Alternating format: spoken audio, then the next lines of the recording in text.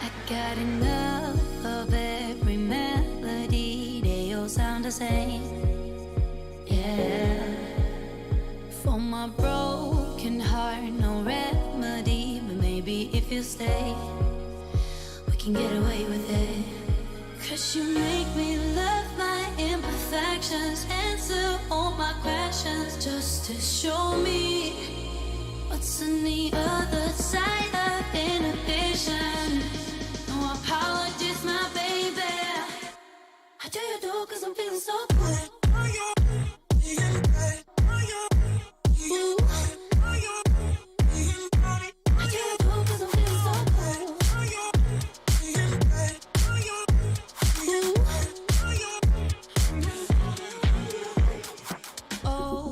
Darkest memories now let me fall back. But you'll be there, ready to rescue me if I go out of track. You can get away with it. 'Cause you make me love my imperfections, answer all my questions, just to show me what's on the other side of inhibition. No apologies, my baby. What do you do? 'Cause I'm feeling so good.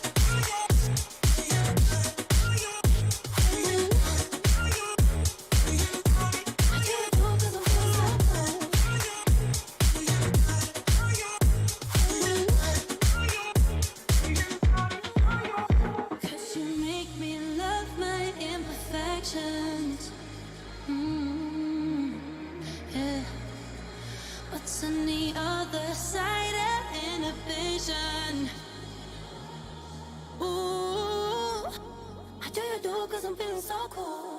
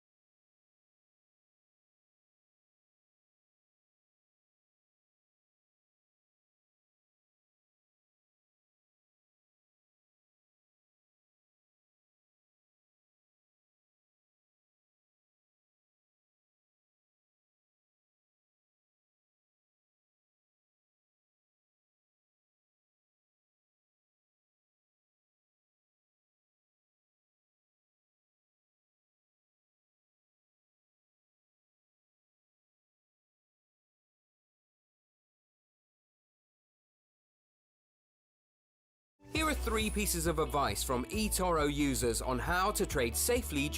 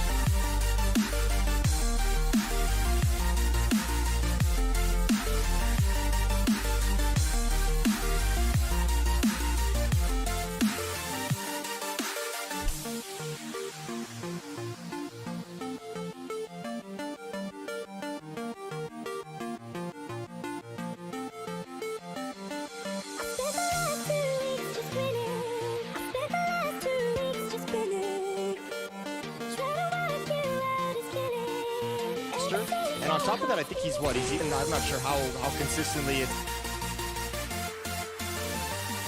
have a strong laning phase. They just had a difficult time, coming up with the mid to late game strategies and executing on those.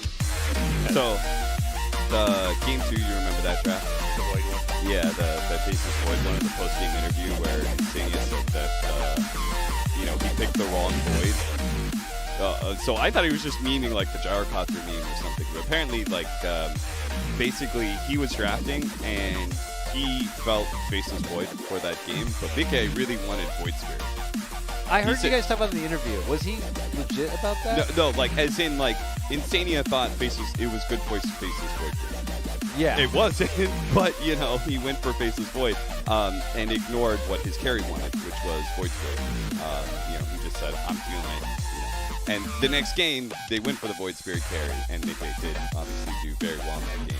They managed to close out the series. But I just thought it was interesting, I have, where do you draw the line as a captain, as a drafter, right? Because you can't take too many suggestions all the time from your team, otherwise your vision gets dwarfed.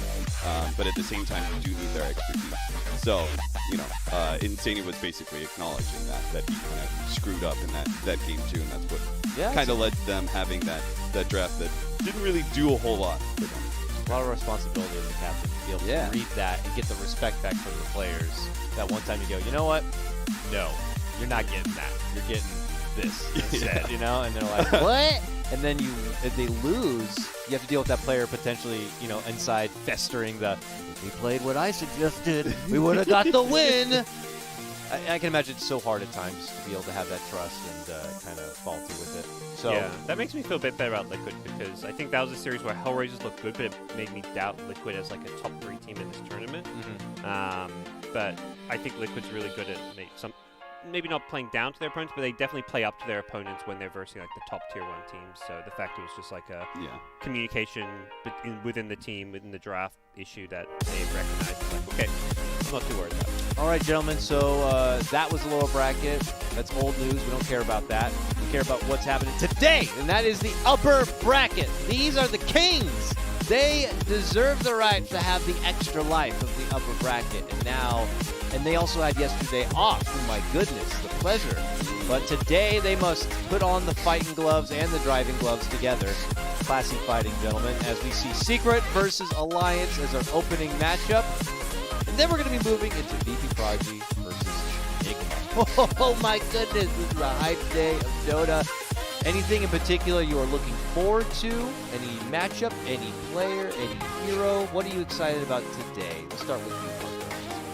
I'm curious to see what Alliance is going to draft because I think this series for them is how prepared are you with, I think mostly their draft is less about counterpicking and stuff. They need to come with something new, unique, and that can catch Secret. Freaking good. The only time they lost was to Unique, who pulled out, one of the first teams pulled the Bristle, one of the first teams pulled out their Spirit. Cap, what do you like? What do you got? I want to see Virtus Pro Prodigy tested.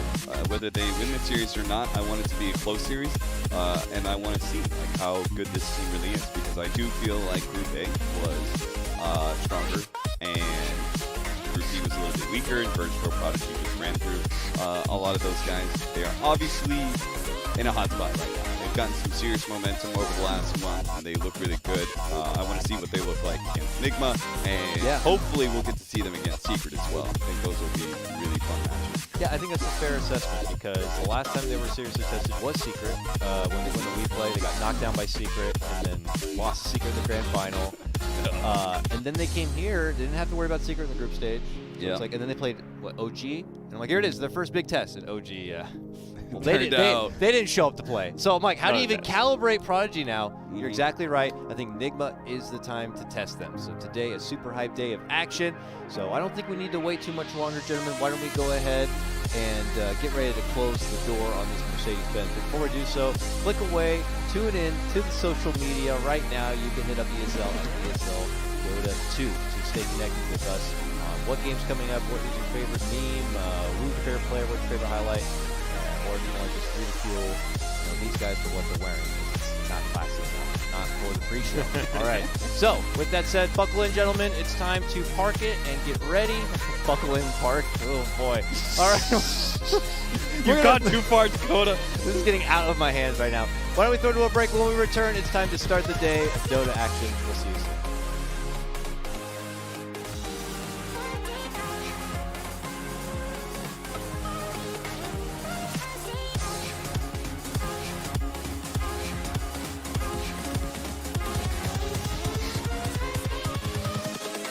Invincible.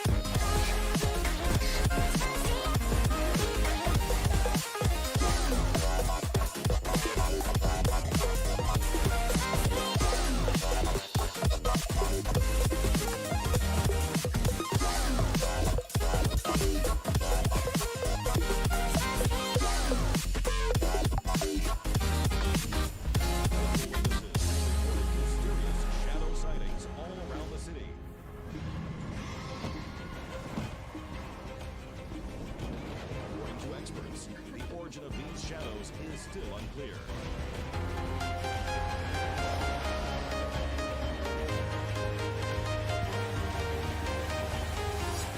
I'm walking alone, the streets are empty. The only thing I can see is my own silhouette.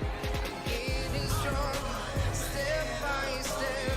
The clock is ticking, but there's no time for me. I've been flying from town to town, from London to Taiwan. I've been all around the globe trying to protect your soul. We are heroes tonight. We will fly above the sky. We are heroes tonight. Yeah. We are heroes tonight. We will fly above the sky. We are heroes tonight.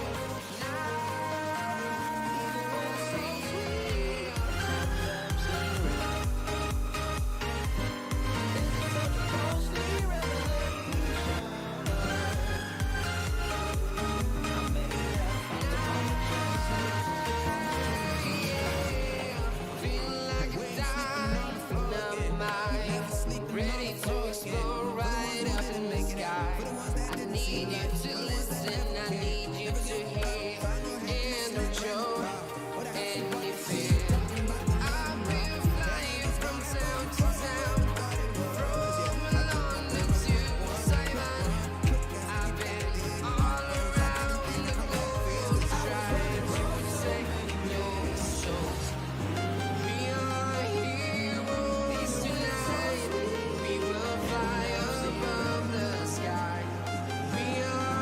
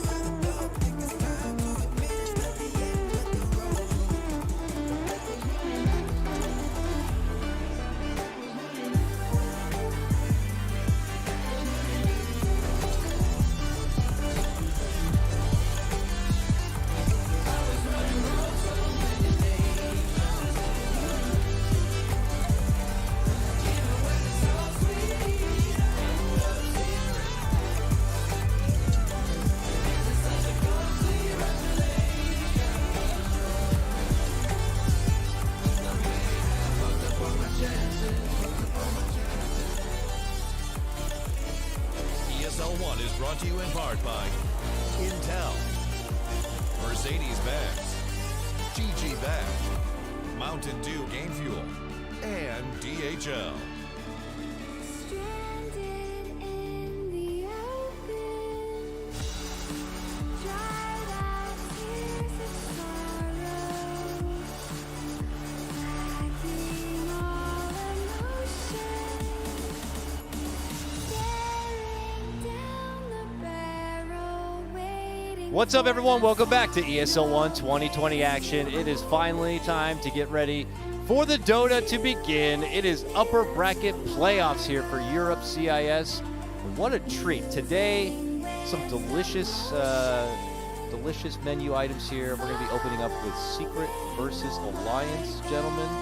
Back and forth with Gods and Capitals here. We're trying to be formal. I got to make sure I introduce you guys, otherwise the people at home tune in. Who's that over there? I don't know these people. Well, we got Capitalists and Gods, experts in the field. Gentlemen, Secret versus Alliance. Any expert or non-expert could look at this matchup and say that Secret is favored. But A non-expert could be like, I'm going to do 2 minutes of research. Alliance, let's go Wikipedia. They've got like essays written about them. Their Wikipedia page is nuts. the accolades that this team has acquired is insane. They must be favored. If you compare Wikipedia pages, you see Alliance 1 and TI, a non-expert may say Alliance. True. They'd be wrong. They'd be in more. And then they scroll down further and they see the roster changes. Like, wait, what? Who's on the team now? Now, if they're not an expert, but they do a little bit more research, they're like, okay, seems like draft is important. Let me check out the heroes. Okay. That way I can make an informed opinion after I see the draft, right? And you look at Alliance, you're like, yeah, they're really good with DK. Okay, so if they get Dragon Knight, I'm definitely betting on them. And then they go over to the Secret side and they're like, okay, so what heroes am I going to bet on for Secret if they get those? And then they look at them and like, huh, 80% of the heroes have 100% win rate this month. Okay. Huh. So as long as they get these 5 heroes, they have a decent chance of losing. All right, that's what I've learned from this so far. Yeah, Secret have been ridiculous with whatever they seem to be putting in their arms. They're kind of a hybrid team between falling back on what works and trying out some new stuff. But a challenge before them here as we see the Alliance squad, a little bit of the old veteran Alliance, a little bit of something new, a little bit of something from the shadows beyond. No, that's just FNG over there. We can't see him. FNG still have a short hair, or he grow it back out? Anyone know? Short hair. Still got the short hair, yeah. FNG is the man. I'm real excited to have him a part of this team. How have you been able to see the impact he's had in the games itself, in the games themselves, rather? It's a little hard to tell what his impact is compared to S4's because they're a rival in the team. It's a very similar time. And obviously, the biggest thing you could point to when you have new players and especially new drafters and captains is a different in their strategy. And it does feel like Alliance is a bit more varied in that regard, but I don't know if that's S4's or FNG's. Because they are both leaders in that regard, and I'm sure they cooperate on the draft a bit. Yeah, and in some ways they kind of came into the team around a similar time. Like FNG's just started playing more recently, but S4 is also kind of a new player. So it's, Alliance is progressing and getting better and better every week, it feels like, but it's unfortunate. Yeah, S4 is just joining the team, they're adjusting and making S4 as a captain mark, but then also FNG's there. So I think both are having a good impact on the team. I wouldn't agree more. So we are having a lobby created. There's a little bit more time before we can kind of get the draft underway, so we can kind of dissect this one a bit further, gentlemen, and talk about a little bit about some of the head-to-head matchups, I guess you could say. So just starting with the biggest head-to-head that there is the mid lane there. We have Nisha, of course, the quiet killer on the side of Secret, while on the other front, we do have Limp, right? Limp still playing Yeah, the lane? we still have, I think in that case, it's like Limp can win his lane against Nisha. I think that is possible. If you were to get some sort of ideal 50-50 matchup, it doesn't happen in Dota very often anymore. But if you were to get that, I feel like that is where Limp has the advantage over Nisha, possibly. But much like the rest of Secret, everything else favors Nisha. You know, it feels like Nisha is a more solid carry. The Limp has gotten better at that. He doesn't throw away his advantage as much as he did when he was in NA. I don't know if that's some European influences or what, but it felt like he was maybe trying to do too much all the time solo when he was in NA. Now it feels like he plays a lot more with his team. But Nisha is just like... He's like a robot. It's yeah, like... Dude, he's like, if he's in the laning phase and he realizes, like, I didn't quite match up, I will go to jungle or I will find the means to farm, and suddenly he is relevant and then some than what his laner was in the laning phase. It's like Limp needs to win the laning phase and then use that in some way to kind of throw Nisha off or throw off all his secret and just mix it up in some fashion. It seems this crazy thing with Dota players where these mids and carries, like who are at the top of the level, are just these, like you say, robots, these quiet players. You don't know anything about them on like a personal level. First it was Miracle, now it's Nisha. It's just like these guys are some of the best players in the world, and they don't show any confidence. They just play with confidence. Yeah, and you know what the worst part is that naturally as humans we like to think of people like with stats, you know, like D&D stats almost, where it's like some guy's really charismatic, well, he can't be that smart or something like that, you know?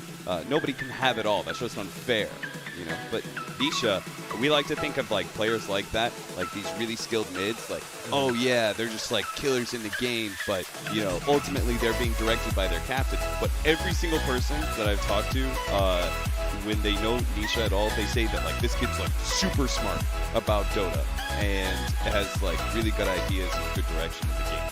It's just unfair to play that well and to be like super smart in a cerebral sense about the game. Yeah. If you kind of forgot how good Secret is, we have a little picture-in-picture we're going to throw up of Secret's matchup against Na'Vi, so you can kind of remind yourselves on the destruction that Secret have laid waste to the group stage to get to this point. Another action-packed matchup that I'm curious to get your thoughts on, gentlemen, is the 4 positions here. You have world-class Yapsor on one side. A Rubik meta, certainly something to be scared, but he's pulled out lots of other crazy things. Him versus Hanskin, correct? Who can kind of set that tempo for the team? Who can mix things up? Because we're not really in an era of roaming 4s. It's like some weird hybrid mix of some games being greedier and sometimes maybe you do roam a bit and kind of make action happen. I think it suits Yapsor because he is one of those greedy 4-position players, so the fact you're not required to roam around the map, play like an Earth Spirit, and have position 5 like net worth, it suits Yapsor. Unfortunately, a lot of his heroes are being banned. We're rarely seeing his Rubik get through, but on the other side, Hanskin, he's been one of the most improved players over the last year. I feel like he's becoming a tier 1 4-position player. Yeah, and I think part of that is he's finally in the position that he's always wanted to be in, basically. In some ways, he had to take the 5 to be able to give space to other people because he had the role of captain on him and stuff like that. But he always wanted to be able he wanted to play 4. He played 4 in the past. And so now he's back to where he most wants to be, where he doesn't have to command so much and like be the ultimate captain and head of responsibility. He can be more of those naturally just rely on his skill in the game. And he showed it before. When he was on 5 position, he did incredible things with very little net worth. Like his Winter Wyvern was something always to be feared. Oh, yeah. And so now that he's on 4 position, you know, we can see exactly why he was so good on 5. Now he's just got more net worth to make those things happen. All right, the time for theory crafting's over, gentlemen. As you can see, our draft for game number 1 has started. And it's away we go. First round of upper bracket playoffs. Winner to move on. And we await the victor of our next upcoming series, which is Enigma versus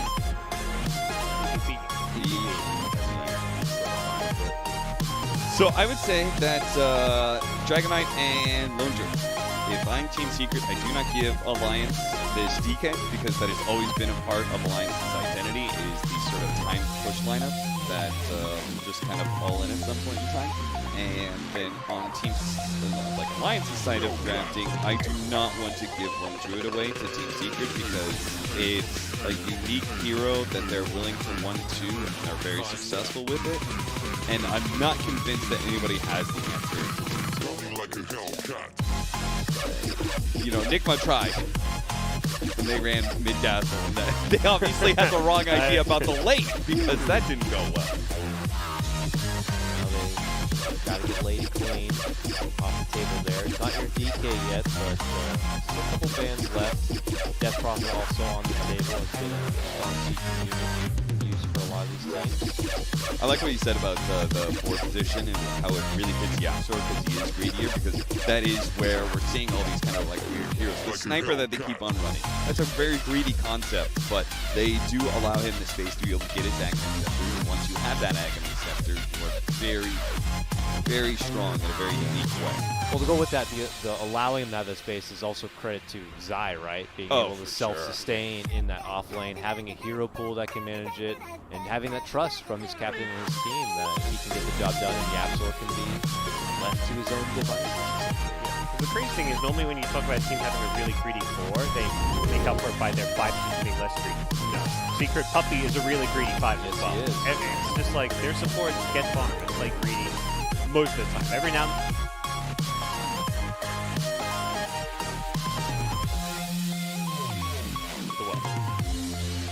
Yeah, if I had to, from what I understand about the players, Zai and like Nikkei are like 2 of the players that I would want on a team just for the sake of like versatility.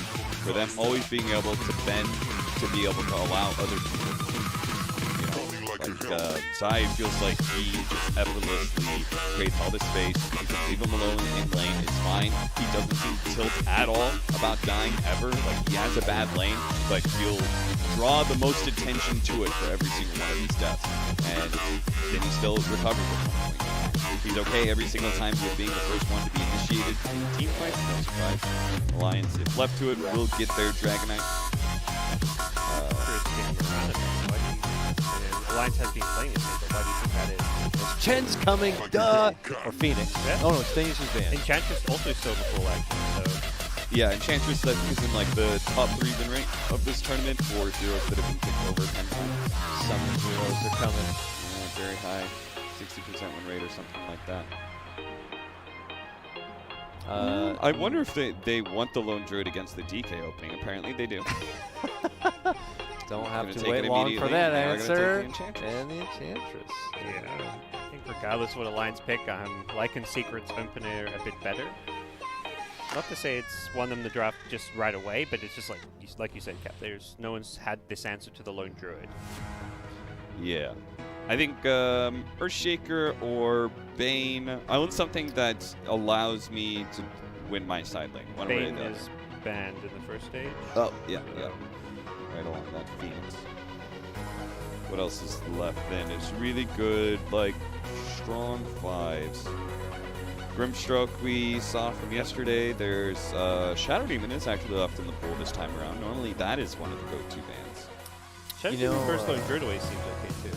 I was going to say one was Jakiro. At some teams are bold, they throw that one out. It's like that sleeper 5 that's been showing up with a lot of great utility. I want something that does percentage-based damage, preferably, just because this Lone Druid is so tanky. Shadow Demon is still in there, but I don't know if they need anything that needs that kind of immediate save.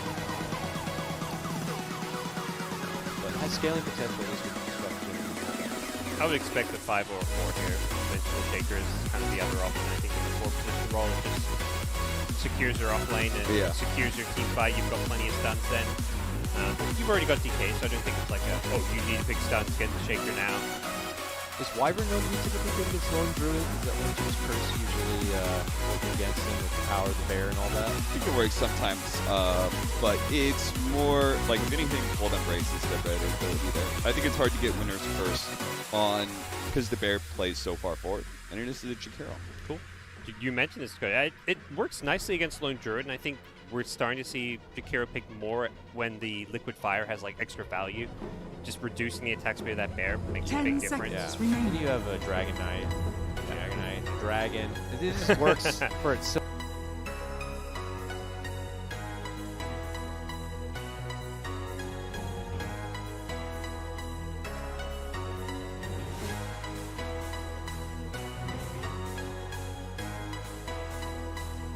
Movement speed slow of the Dual Breath. They're going to be the ones to ban the Earthshaker.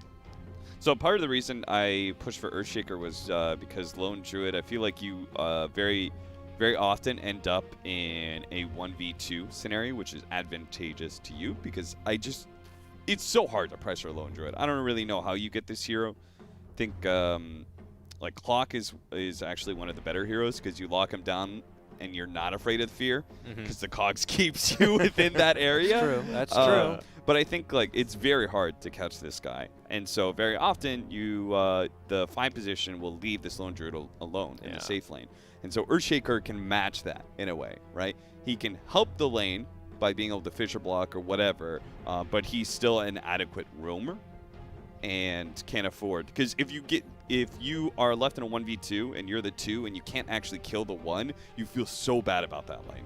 Yeah. You know, we're still not seeing teams fall back for options like the Tusk then, as someone who could maybe have kill potential. And, you know, come on, Shards can trap a lone druid if you got to chase him down. But I like teams that keep pick, sleeping though. on him. Yeah, that seems...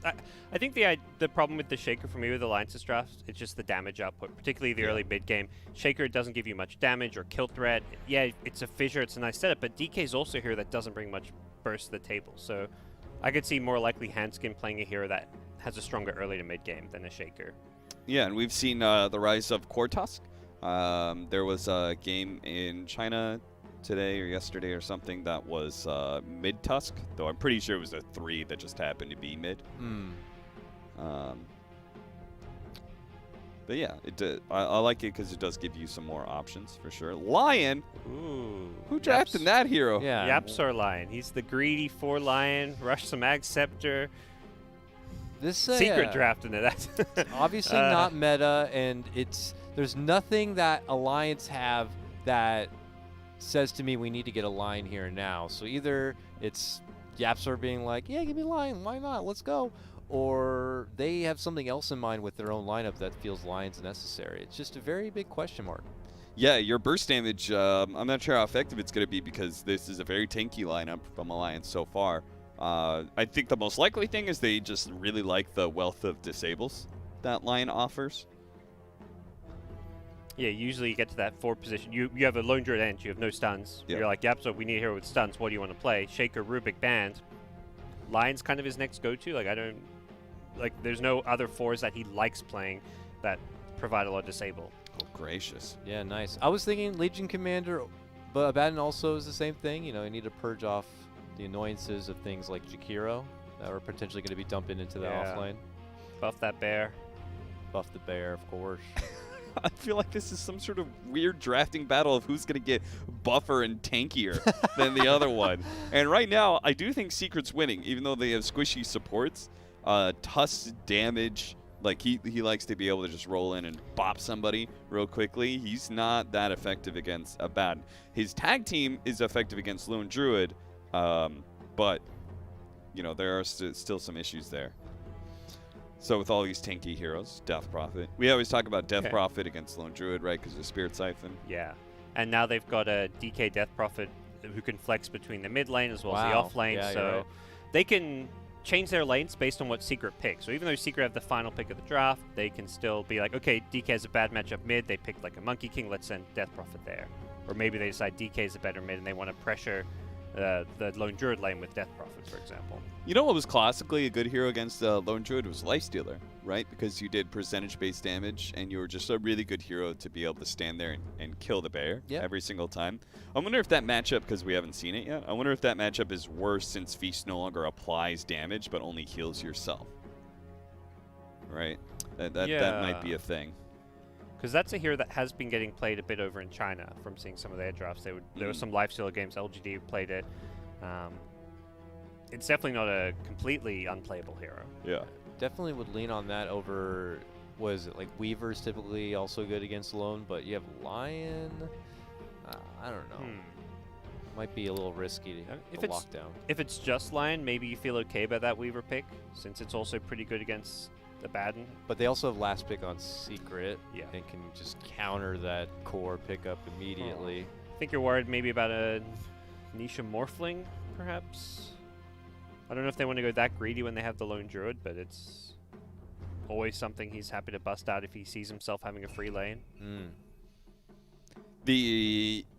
I would like a hero that is pretty disruptive just because of the fact that it also help if it has Spirit Vessel, right? Because they don't have a Spirit Vessel hero just yet. So That's true. maybe they're Crosswex Invoker or something like that. Oh, but Invoker. the only reason I say that is because I feel like Alliance is in their comfort zone, right? Timing pushes. So. They are. So I think if you're Secret, you're afraid of more pushing power and more team fight.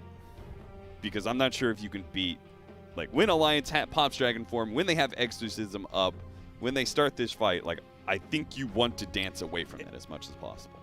And just like looking at these two drafts, like for a second I was like, okay, if this wasn't Team Secret, what would I be saying? I was like, I hate Secret's draft right now. Yeah. If this wasn't Secret, Yeah. they have no team fight. It's all single have- target. All single target. They have no way to push out waves. Their drafts actually, if this wasn't Secret, I'd be like, what the hell is this draft? Who's drafting Abaddon and Lone Druid on the and- same team? Like, Yeah, and then Alliance, you have Death Prophet, DK, Jakira Tusk. Their draft looks sick. Ricky. Okay. This is a hero that allows you to get on top of the Lone Druid when he's in range form, and maybe you can Smoke Cloud him and keep him in that silence, preventing him from turning into melee form or from Savage Roaring. It's an AoE silence as well, which is typically good against Abaddon, because you can silence him or you can keep people silent and a Aphotic Shield won't save them. Yeah, non-dispellable since is I think one of the key parts where it's just going to be this area where Lone Druid, Abaddon aren't going to want to fight under it, and importantly, it's not just silence; it's a mischance. So you can just put that down around where the bear's trying to fight, and it's not doing any damage. And you look at this Secret lineup right now; all the damage is kind of coming from this Lone Druid and slightly the 4-position Lion. There's a lot of boxes to check here for Secret's last pick, I gotta say. Yeah. You're looking like you're going against.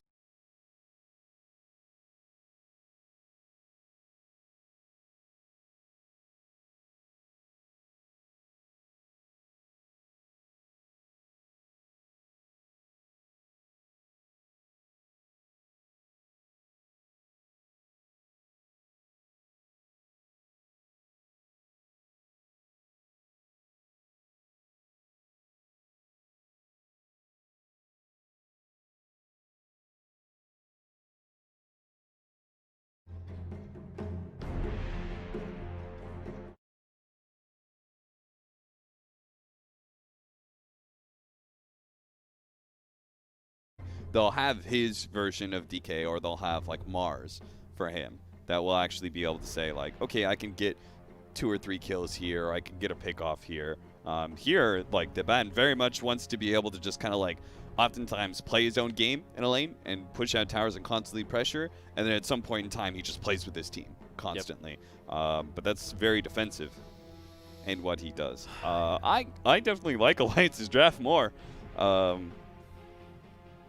I would like to see a Fast Blink Dagger for DK, though. I think you have all this strong team fight. I want to make sure you can actually force that team fight.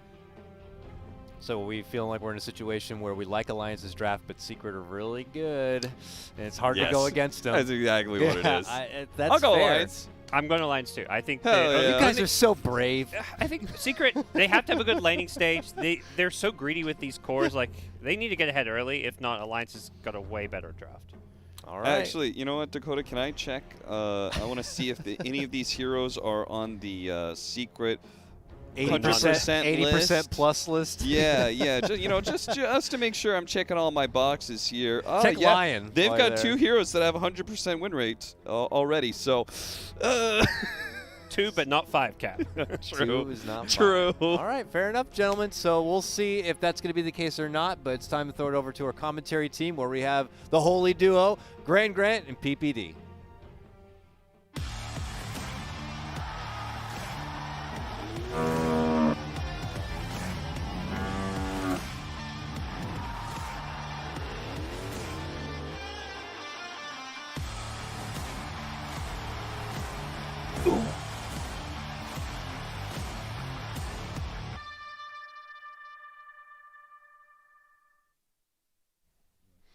Indeed, Secret versus Alliance, the winner's bracket right here, PPD. We just saw the draft, and Alliance's draft, it looks well-rounded. Secret's draft, pretty single targets, some late game. What are we feeling? We do see the people at home, Secret, Heavy favorites. heavily favored. Holy smokes. Well, the panel was leaning in the direction of Alliance's draft, and I kind of have to agree with them.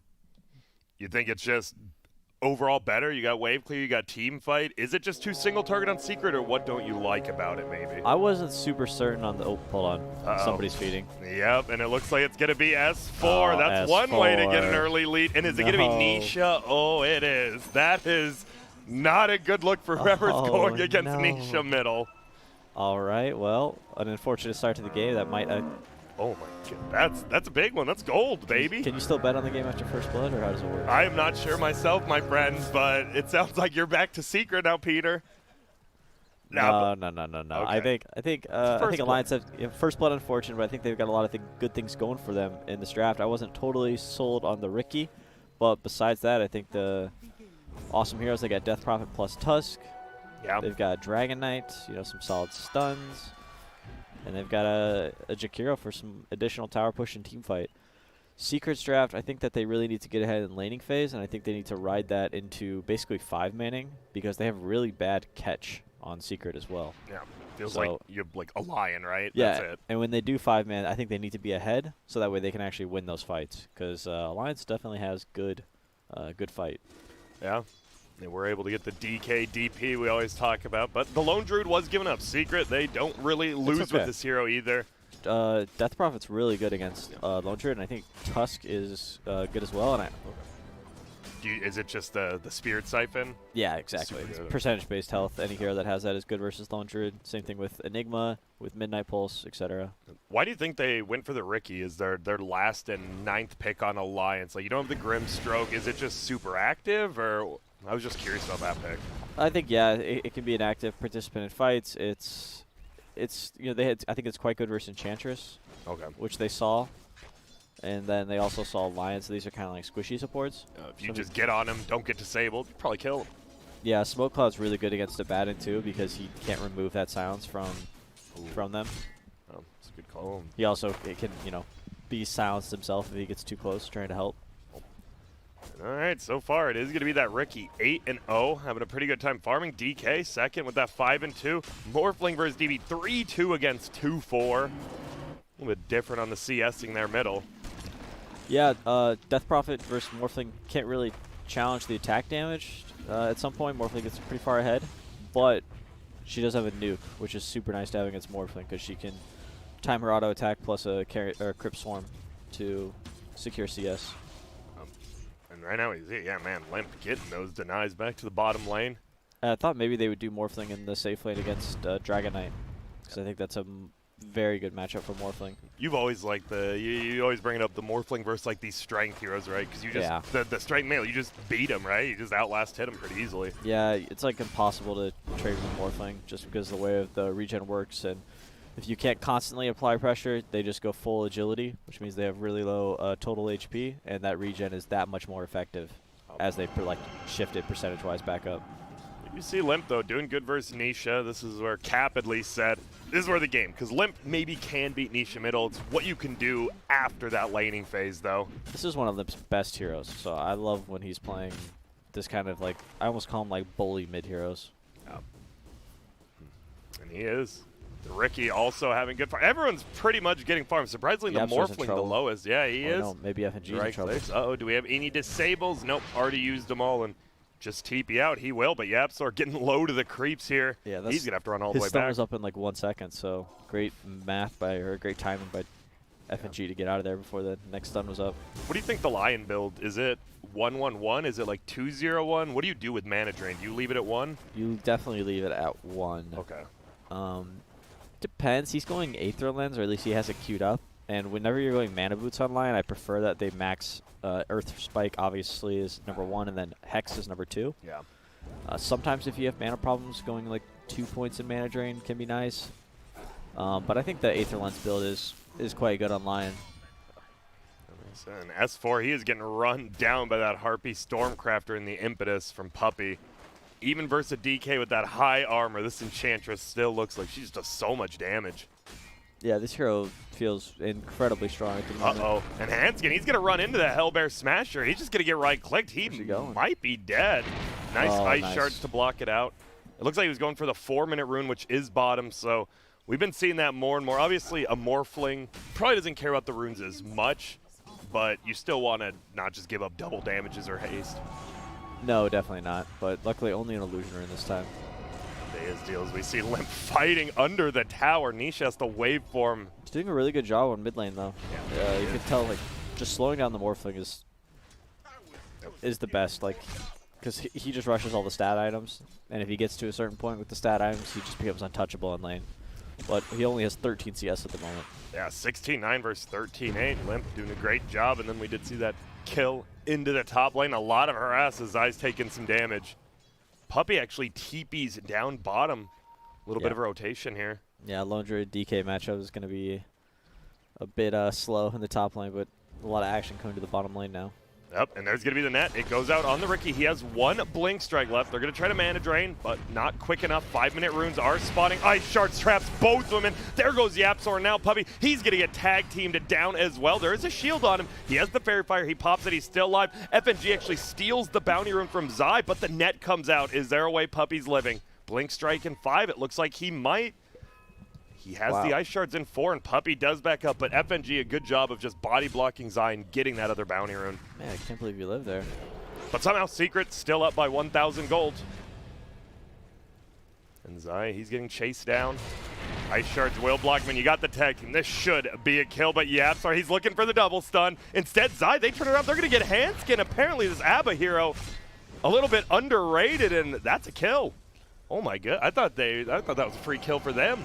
Yeah, he's real strong on the Abaddon at the moment. Oh, in middle, Nisha looking for a kill on FNG. Will get it. Nisha going to try to TP out, morphing strength, and it will work. Limp with the ulti. He's like, all right, I just got to run at the tower then. Can't waste this ulti. Puppey snatching up that siege creep really quick. And this tower is going to eat a decent amount of damage. Oh, Lift use. yeah, a tiny bit, but he Not gets a much. lucky arcane round. Ooh, bottle that bad boy up. And so as you talked about top lane, the one we haven't really been looking at because it is slow, as you said, Lone Druid seems to be just demolishing it. That's how it should go, right? You just kind of right-click them, or do you think the DK should do, like, be more even-ish? I think the DK was under a lot of pressure from Enchantress in the early phase of this lane. It gets a little bit better from him, but Lone Druid does have quite the advantage. Down in bottom, it's pretty much, that's where all the heroes are going. Puppey, he's heading now to the top lane. There is going to be Zai getting gone on again. Will he get silenced? No, it falls off, and Zai gets the shield off. He's just trying to run. There's going to be a mana drain, but it's not enough. This time, Zai, he is strong, but he will just be brought down. Well, Nisha bottled up his Morphling, so these runes are going to be a little bit more important now that he decided to go for that bottle on the mid Morphling. We'll see if at the 8-minute mark they really want to fight as top lane. If there's a root, there is a root, and there's a Centaur Conqueror. This more than likely is going to be a kill just like that. All you need is a root, and now he gets a root on the Tusk as well. The Tusk might have to Ice Charge or snowball himself out of here, but he's just permanently rooted, permanently stunned. He rolls, hits the Centaur, Ice Shards, but it's not good enough. This is going to be a kill, and already this is feeling like we're getting a little bit out of control here, Peter. Oh, I thought Secret needed to be ahead in laning phase, and they're definitely doing that. Do you think it was it the Puppey rotation bottom, or do they just have better laners in general, like in the side lanes? I think they have pretty good laners. I mean, Lone Druid, obviously. Yeah. Insanely good laner. Especially by itself when you can leave it like Puppey did. And, yeah, Abaddon is doing pretty good as well. I wasn't sure how that matchup would go, but seems like Abaddon has a nice time. Oh, middle Nisha does end up getting that bottle, or pardon me, the Death Prophet stole the illusion rune from him, so he'll just continue to harass, and looks like they do want to pressure his tower as FNG, the level 4, there's going to be the Ice Shard, they're moving, but the waveform of forward, no snowball used. This is good, though. When you're losing your lanes, the best thing you can do is just end the laning phase. So Alliance bringing a bunch of heroes mid, they're trying to put some pressure on this tower. Maybe even, if they're lucky, get one of the secret cores to rotate off their lane. Yep, and Morphling tames the damage, like you said, can just keep morphing that strength. This is an Arcane Rune Death Prophet ulti, so the next one will be up quite a bit quicker as well. And that tower, is it going to be in deny range? It is. what do you do if you're seeing it? Do you just deny it, or do you hold it a little longer and commit more people? It looks like they're just going to deny it. Let's see. They're going to run instead. Yapzor, he's standing there like, we just want to not let you get the goal. Instead, wait for forward. FNG goes down, and they get to deny. And Yapzor, he's getting chased down by Limp. Hanskin's here. He has the tag team. But Nisha, morphing strength, they can't kill him. Puppy level 4. This should be an easy kill at least. Throws out the slow, has the heal going. Nisha chasing Hanskin, hits him with the waveform. Just right-clicking 2 more should be enough for a kill, but he does have the snowball. Zai, they got that miss goal. They got Zai off the bottom lane. That's really good.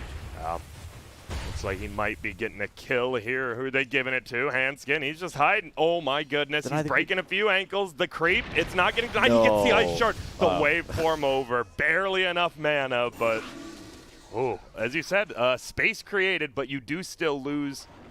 You don't get the gold for that tower, and you lose a couple heroes. Yeah, you cannot focus Morphling. He just doesn't die. No. You don't have the damage. You don't have the burst. You don't have the disable. You don't have the spirit vessel.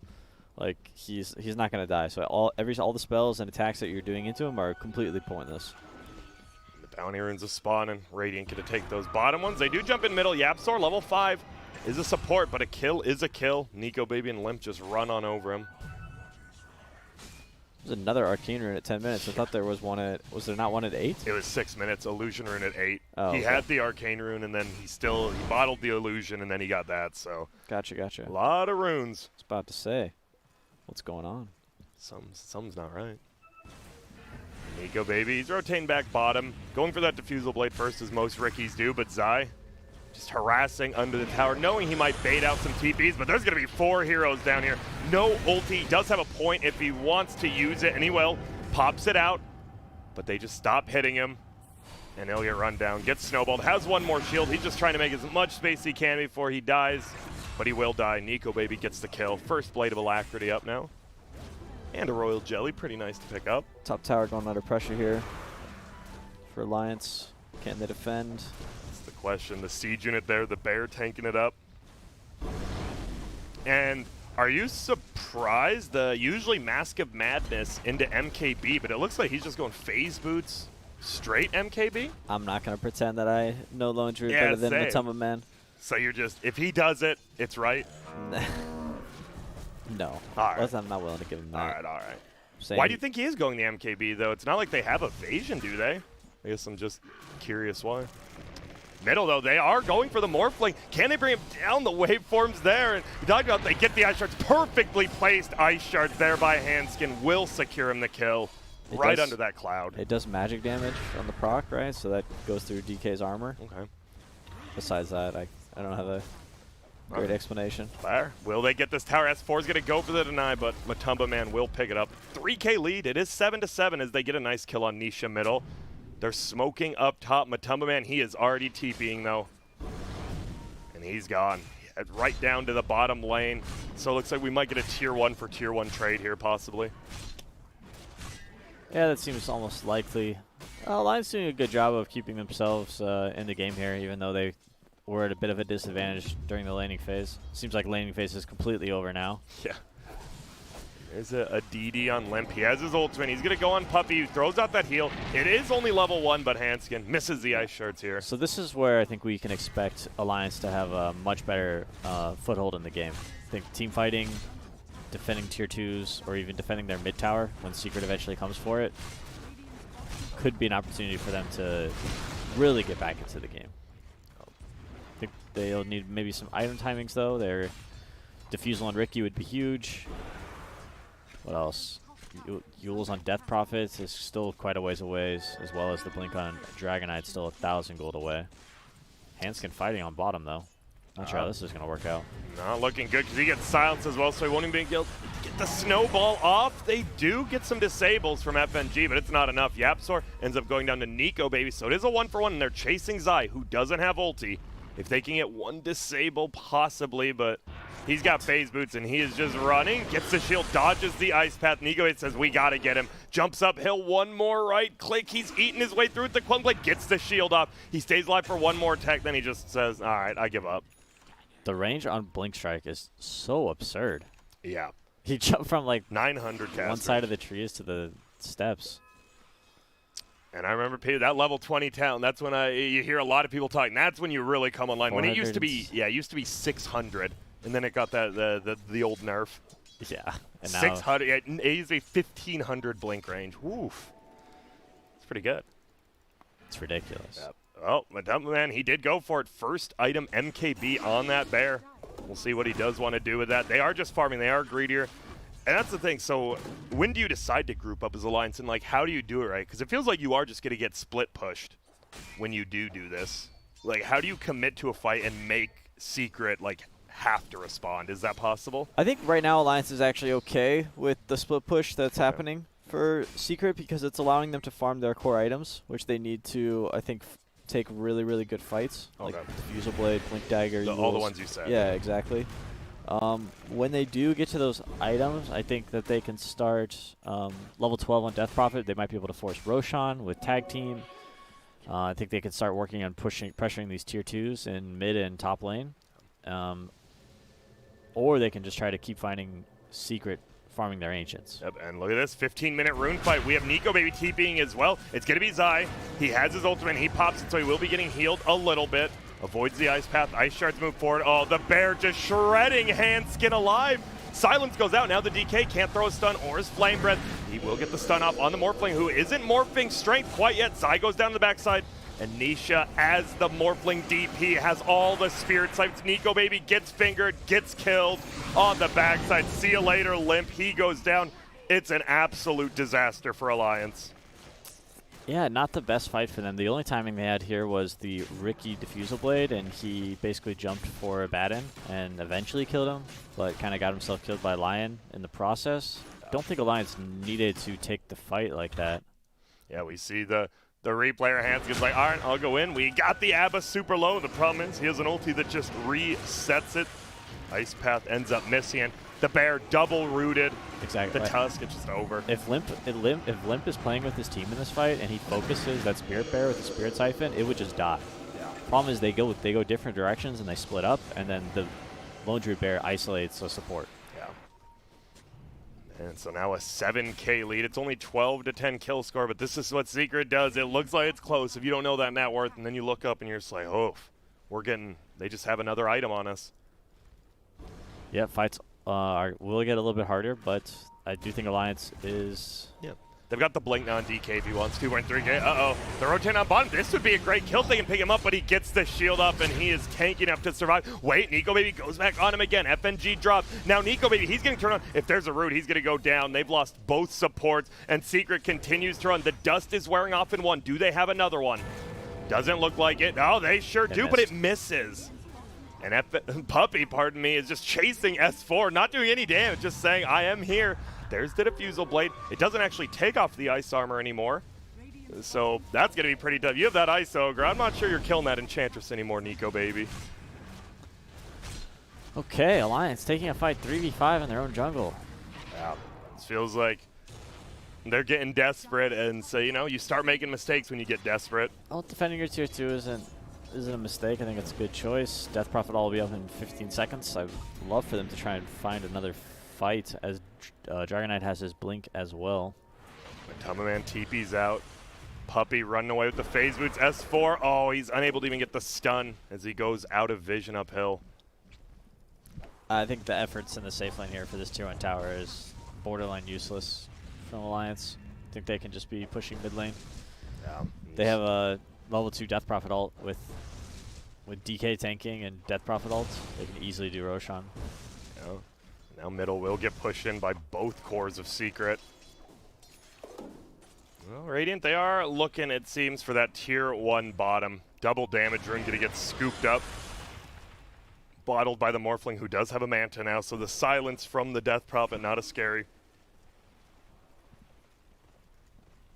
And now it just feels they're forced to play in their own jungle. They don't want to leave each other's side, and to be fair, you can't really do it. Yeah, and they're going right into Roche with a Lone Druid as well. They can do it pretty quick. Same with the Abba. DD Morph. Oof. With the Vlads. Yeah, they're moving over, but it might be dead before they're even near it. I think it is. This was a huge mistake from Alliance to go bottom. Yep. You always talk about you don't even get the tier 1 tower. Even if you did, doesn't mean that much. Now you lose the Roche, and you might kill that Morphling once, but twice, good luck. And Oh, the Savage Ray gets the Blink Strike away. Nice Ice Path zoning them all out, but shielded. They'll just back out. So if you're Secret now, you're the team who can just kind of group up as a 5-man, or how do you play this from like the winning side with an Aegis? I think they're strong enough as long as a Baden is near wherever the team fight is. You can fight. I think they'll be fine, right? If you can dispel the Dragon Knight, Dragon Tail, and then help someone to get out of a Ricky Cloud. I don't think that anybody should be dying. All right, we'll see with that. Zai, only level 9, but he doesn't even need those levels. Yeah, he's basically a support. Shield bot with extra attack speed and Vlad's.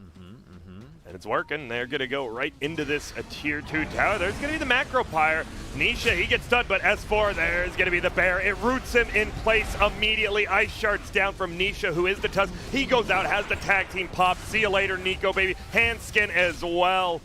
It is an absolute bloodbath for the Radiant. They lose 3, 2 cores, and a Tusk. I feel like a bloodbath is kind of like both sides. There's a lot of death.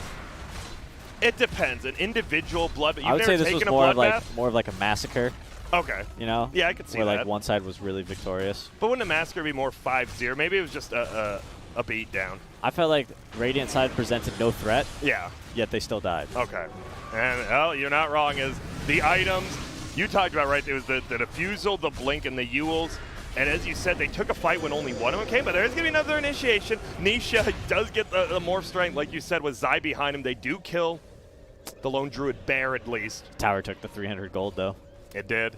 Don't even get that. Actually, it's quite a bit, and they're going to keep trying to chase. But uh-oh, Limp, he could just get rooted up. He has the Eagles, but he gets stunned. It's a triple stun from Yapsor. The Ravage as Nico Baby goes down as well.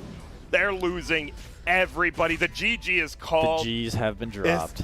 I mean, you know, we try to stay, you know, we want to keep it, but is Secret just by far the best team? Like, what do you see from a game like this? This game for sure, but this is one. This is I haven't seen it a lot. I feel like Alliance is way better than what they played in this game. Agree. They made just bad decisions and took fights when they weren't ready, and I think that's a basic of Dota. They just need to chill out, guys. You know, we're playing Secret. They play fast, but let's make sure we hit our item timings and then get active. Yeah, because it felt like, obviously, the two side lanes did go in favor of Secret, but Limp was doing really good middle, and you just wanted... The laning phase was not a total disaster for Alliance. They were, 1 to 2K behind. Yeah. Not a big deal. Maybe where they decided to fight, right? You talked about in their own jungle. They ended up going bottom a lot. They gave up Roche. Maybe just, as you said, just look back and be like, all right, we got to make better decisions. Exactly. Is that really it? Outmaneuvered and outplayed. All right, makes a lot of sense. Well, a 21-minute game. Team Secret, they are looking unbeatable still. But Alliance, you still have another chance. Can you take Game 2, take it to a Game 3, and possibly go to the Winners Bracket Finals? Well, we're going to take a short break, and when we get back, the panel will break it all down for you.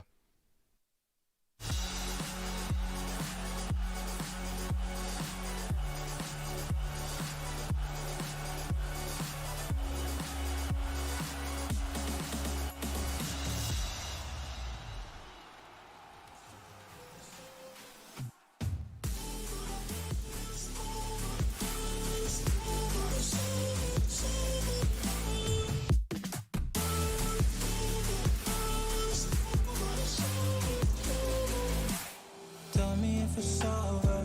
Am I your lover? Are we going solo? Or is it polo? Her face is saying don't go. I'm acting like I don't know. Tell me if it's over. Come a little closer. We should take our time to think this damn thing over.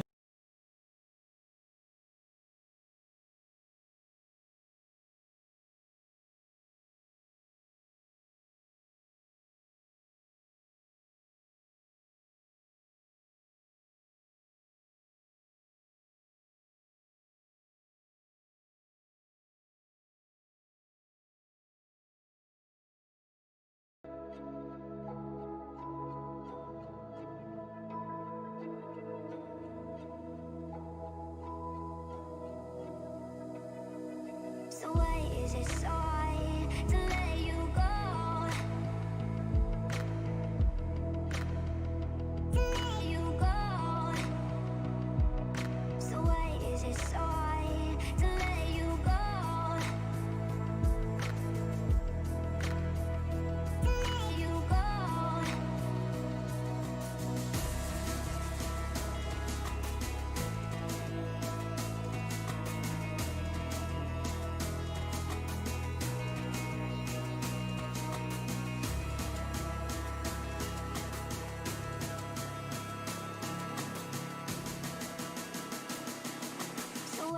it so hard to let you go?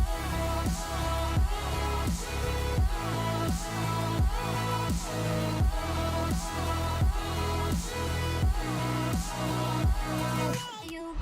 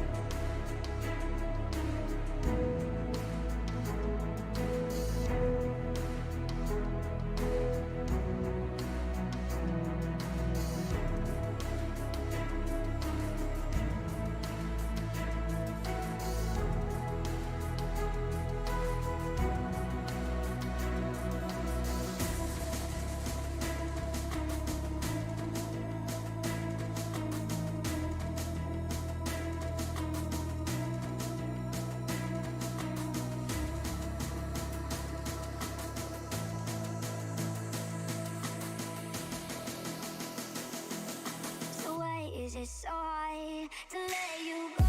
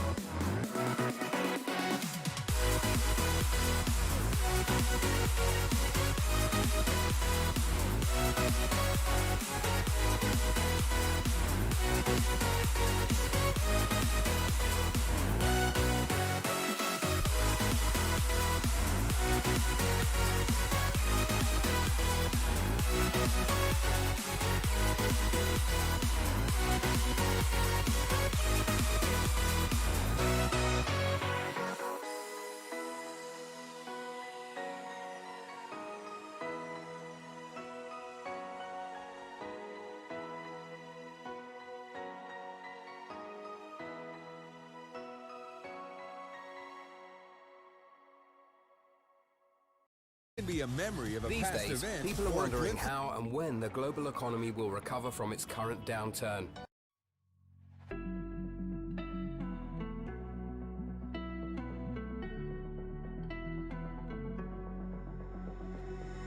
You got me trapped inside this spell. Now I feel it. Now I feel it. Your demons drag me close to hell. I can feel it.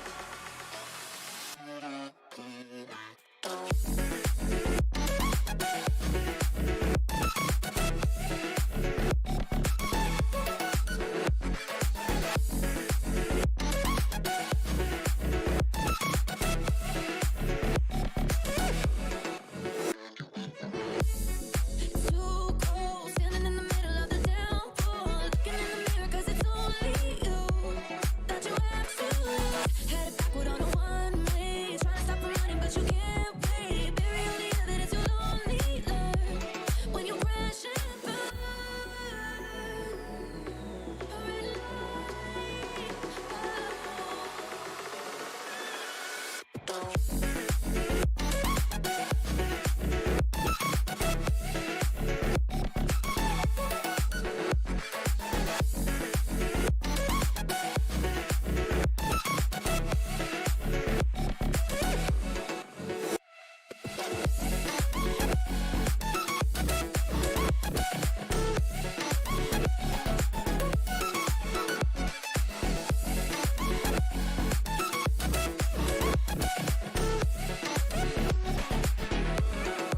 I can feel them.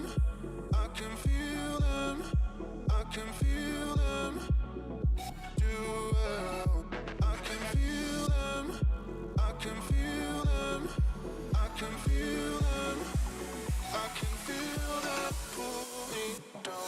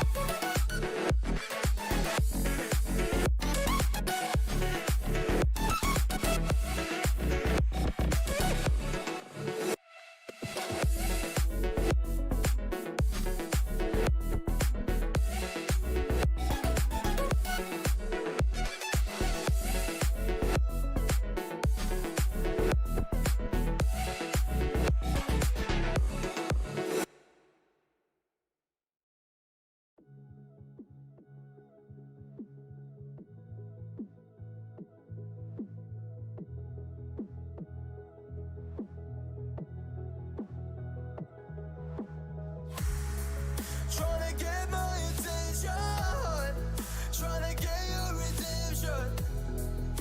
But now that I'm gone, you want me back. Yeah, I gave you everything, gave you a diamond ring to watch it fall from your head. I don't wanna love again, 'cause I'll be living with regret. I don't wanna love again, 'cause I'll be living with regret. And I don't wanna love again, 'cause I'll be living with regret.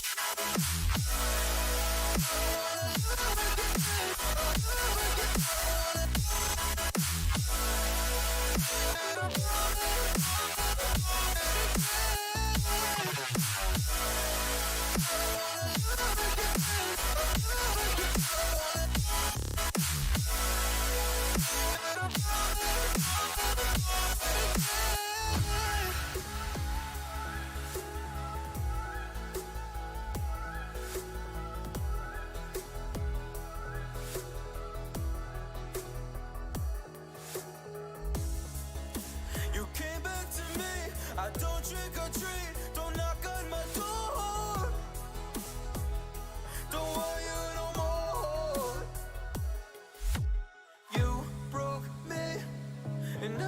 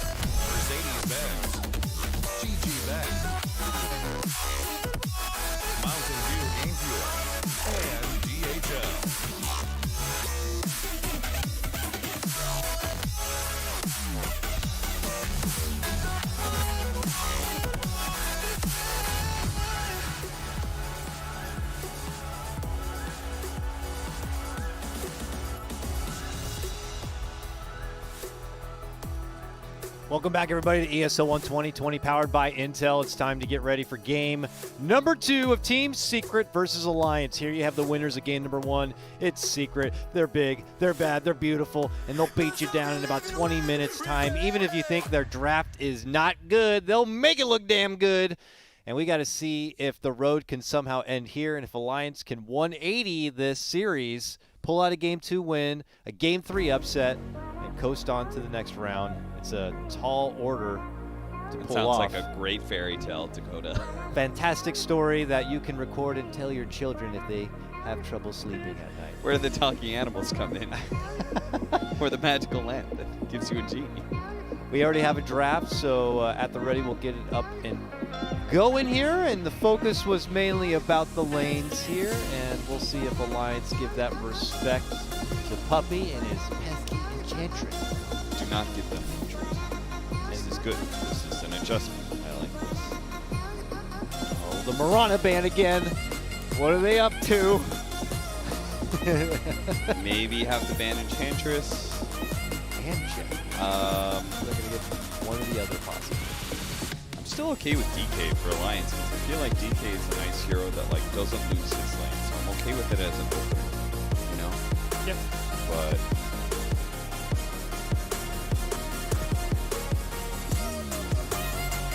We got to go down that road, the unique road where they got the win and pull out the mix-up. Just think, okay, that's the meta. We know and we all understand what that is, but what if I pull a couple of curveballs out and catch you?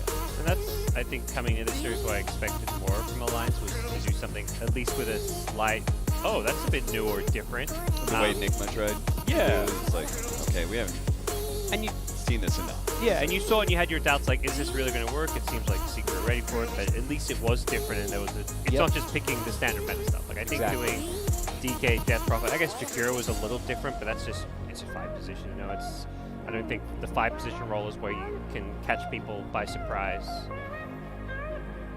Bans on the Earthshaker here, respecting that it's just such a popular and strong 4 position with so much utility. And when you get him on your team, you already feel like you have this fortitude of a high ground defense. Even if you struggle in the early part of the game, you can possibly have that grand slam turnaround play to pull the game back. So if I'm Alliance, right, I would look at what Unique did because they're only a team that actually managed to beat them. And their bans were Chen, Enchantress, Lone Druid, Bristleback. With Bristleback being flexed into the Death Prophet ban on the second. So they obviously felt like very, very strongly that dealing with Chen and Enchantress and taking them out of the pool as lane dominators is very important. Yeah. Well,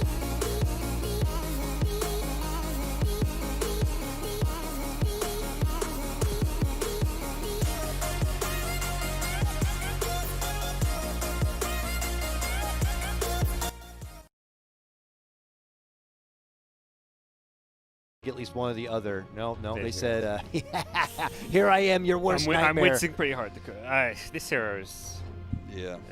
it's just nuts. Hard to go against, easier to cosplay, I guess. But yeah, if you're not going to have the Mirana, and you're not going to ban it out, come on, Alliance. They know they're going against this now. So I'm going to give credit to Alliance. They have a 5-head way of dealing with this, and they're going to put themselves with the laning setup that's not going to be too fearful of what the Enchantress brings. They had what? Tusk DK, so that's not the best lane. There's not much synergy between the tag team with the DK. I don't imagine we'll see the same thing. You want to probably a ranged 4 position behind DK. I don't know if Grim is the 4, but I would say just have a ranged nuking 4 that can match the Enchantress and actually bully her back, because Tusk is not really that hero. Yeah, because can a core in that lane alone be enough to get the support shaken up like a Ursa or something like that? Is that going to be enough to force the Enchantress to not be able to do her job in the lane? I know you primarily want to bully the core, but she can, I imagine, still make an impact, pulling support attention away, or just, I don't know, putting attention on the mid lane instead.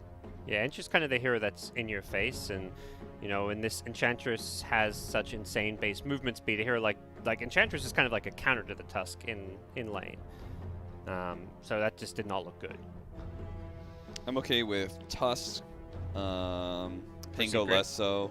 Yeah, just because they get deals with Grimstroke pretty well. Like Tusk is able to, if he ever rotates up to the DK offlane, then you could very easily kill him with tag team. The Snowball is a really good save against the long duration stun of Dragon Tail, as well as a good way to dodge Inkswell. That being said, I feel like it's not quite like, if they were to draft Tusk, it would be a Yapzor hero. It wouldn't be. I don't think we've seen them play Core Tusk. I don't think that's. Not that Zai can't play it, but it's just not the heroes that they want Zai on. They want Zai on like a big tanky hero that creates. Yeah. That creates a lot of distractions. This is new for Secret, right? Yeah, kind of new. They played a lot of Witch Doctor, but I don't think they've played these two together because they're both puppy heroes. So yeah, what kind of style is Yapzor going to bring to Witch Doctor? It's not something I ever see him play, but I'm excited nonetheless. So lots of heal between the two of them, sustain, and you got the coconut power now. Yeah, I think the Maletix is really strong against DK. Of course. So that. I don't know. There's still like both of these heroes that I picked up have pretty easy disables to throw at the Witch Doctor when he tries to go to Death Ward. So that is, I don't feel like it's the strongest pickup, but I would have preferred them planning for like a Timbersaw or something. Yeah, Timbersaw was actually banned, I believe, in the first phase in the previous draft too. So we'll see. Maybe something they creep out in the second phase of picks. Hoping Alliance might have sleeped on it. Also, Nature's Prophet has been totally ignored, right? I don't know even know if it was banned in the previous draft or not, but that's had a lot of priority for a lot of teams. Okay, well, speak of the devil, there he is. It's that flex pick can support, can be core, plays all 5 roles. Now they're definitely getting that Timbersaw secret. Knew the whole time they were baiting out the Nature's Prophet. Yeah, I think you see these two supports and you're just like, yeah, these Nature's Prophet looks really good. Isn't too afraid of either one with the Treants. Yeah.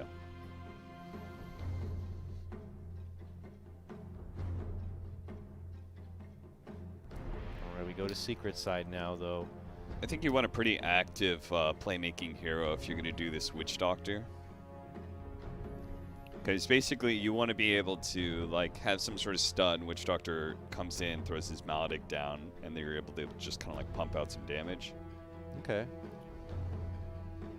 I mean, you did mention Timber earlier. That's not really a playmaker, but Timber against these 3 heroes is pretty nice, other than maybe the Grimstroke.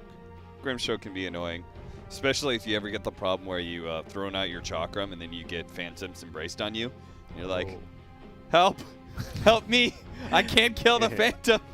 I'm slowly losing all my mana because I can't pull back the Chakram, but I can't hit the Phantom. Yeah. That is easily one of the funniest situations I've seen. Yeah, Mars fits into that indication, right? You've got Paralyzing Cast, you throw out the Maledict, then you've got this wealth of damage you're going to be able to throw behind it. The Arena helps protect your Death Ward positioning pretty nicely. And it does a pretty adequate job of dealing with Nature's Prophet. If he's a 5 or if he's a core, it's okay. Mars, he's good with either. Spear him into his own sprout. That'd be nice. Yeah. But you get Zai on that profile hero you were talking about before, your big, tanky type of playmaker, someone you need to start the show. Zai's one to not pull too much focus on himself, so you never really consider him for like your immediate ban pool of heroes, but he's always one to get the job done. Yeah, now I'm beginning to be concerned for Alliance that they're not going to have strong enough team fight against Secret.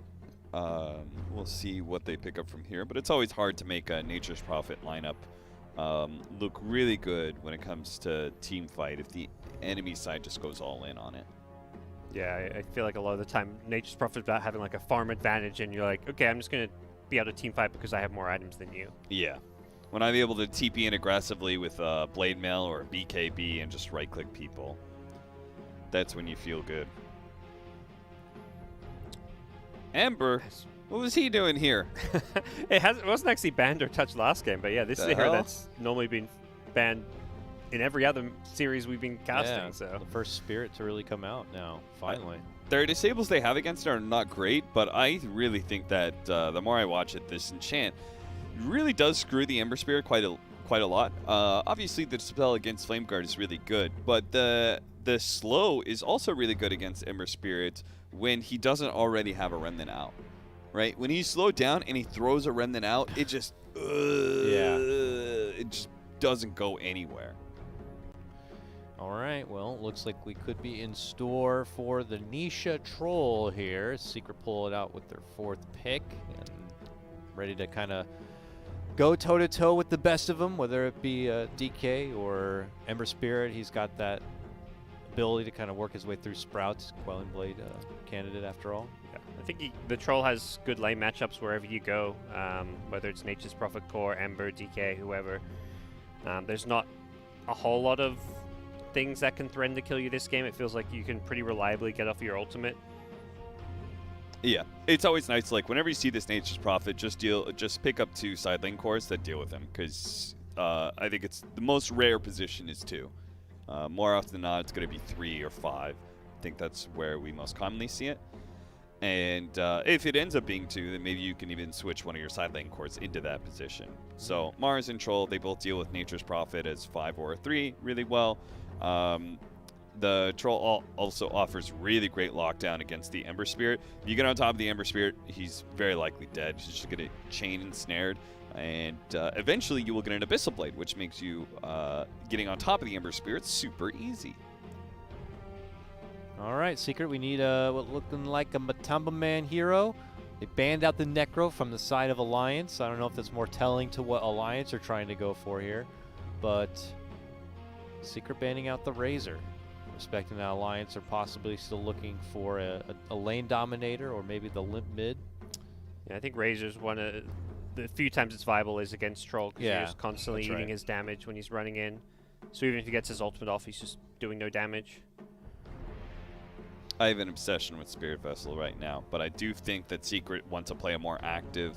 I say more active, but the end of the game lasts 20 minutes. But at least their lineup will look more active. They need I feel to like do this is more going to be faster. more. This is going to be more like a 4-man lineup where they run around a lot at Alliance, while Troll is given a lot of space to farm up for Matamba Man. Death Prophet. God, what is with these cores that went so late into the draft? Ember Spirit, Death Prophet. Yeah. Death Prophet looks pretty nice against heroes like DK. Even Ember, like you've got a long duration silence, a good lane advantage if it is an Ember mid. I don't know if I guess Alliance, the nice thing about their draft with like Natures and Ember is that they can completely change their roles. Can they do 4 position Ember? Have they done 4 position Ember? I believe I recall Hanskin playing it at least once. Not sure, but they have damage problems. I think that's where the Death Prophet looks really strong, right? It's that Alliance has to pick like a pretty heavy damage-dealing core from this point, because who really pressures the Death Prophet otherwise? Maybe Ember Spirit, but not that much. An Ember Spirit with Inkswell might be okay, but Yule's is a really big problem for you. DK and Nature's Prophet, very low on damage, typically. Okay, that's our drafts. I'm waiting to see who's playing what here, especially for Alliance's side. I see S4 is saddling up on the DK here, set for the off lane. I wonder Limp if it's Ember. Okay, so it's going to be a 4-position Nature's Prophet. I wonder if it's a Diffuser Blade or Basher game for Matamba Man in this situation, because you don't feel bad about Diffuser Blade against Ember Spirit or Morphling. All right, well, it's time, gentlemen. If you had to pick a winner. Secret. Yeah, that's right. I don't even have to ask you. Secret. Secret as well, Parker? Yeah, after last game, I think Secret has a very well-rounded draft. The Morphling's a great pick. You know you've got that good lane against the Mars, so I like that pick for Alliance. If they win, it's going to be off of a super fat Morphling. Yeah, I think Limp FNG combo is also going to be really important for Alliance. They need this Ember Spirit to go ham. He needs to do fine in his laning phase and then just start running around with Inkswell, killing some of these squishy supports. The Witch Doctor and the Enchantress are kind of free food, hopefully. All right, well, you heard it from the experts. Let's see what our casters have to say. We have none other than Grant and PPD to bring you the action.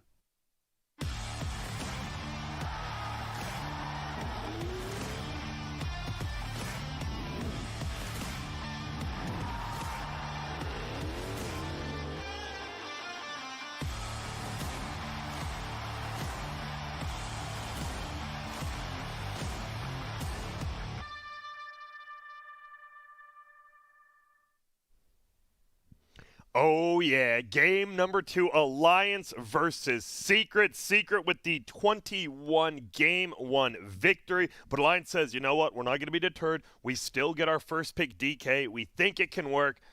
What do you feel about these drafts, Peter? As we see, surprisingly, Alliance actually got better odds after game number 1. So, hey, there you go. Simple as that. Guess they don't Secret's more of a game 1 and game 3 kind of a team. Yeah, you know, game 2 a little bit up. How do you feel about that? Like, if you look at these drafts, who do you think won it? Wow. I don't know. I'm not sure. I think the troll pick is really, really good, and it wasn't even their last pick. Yeah. So I feel like maybe, I don't know, Morphling and troll kind of goes both ways sometimes.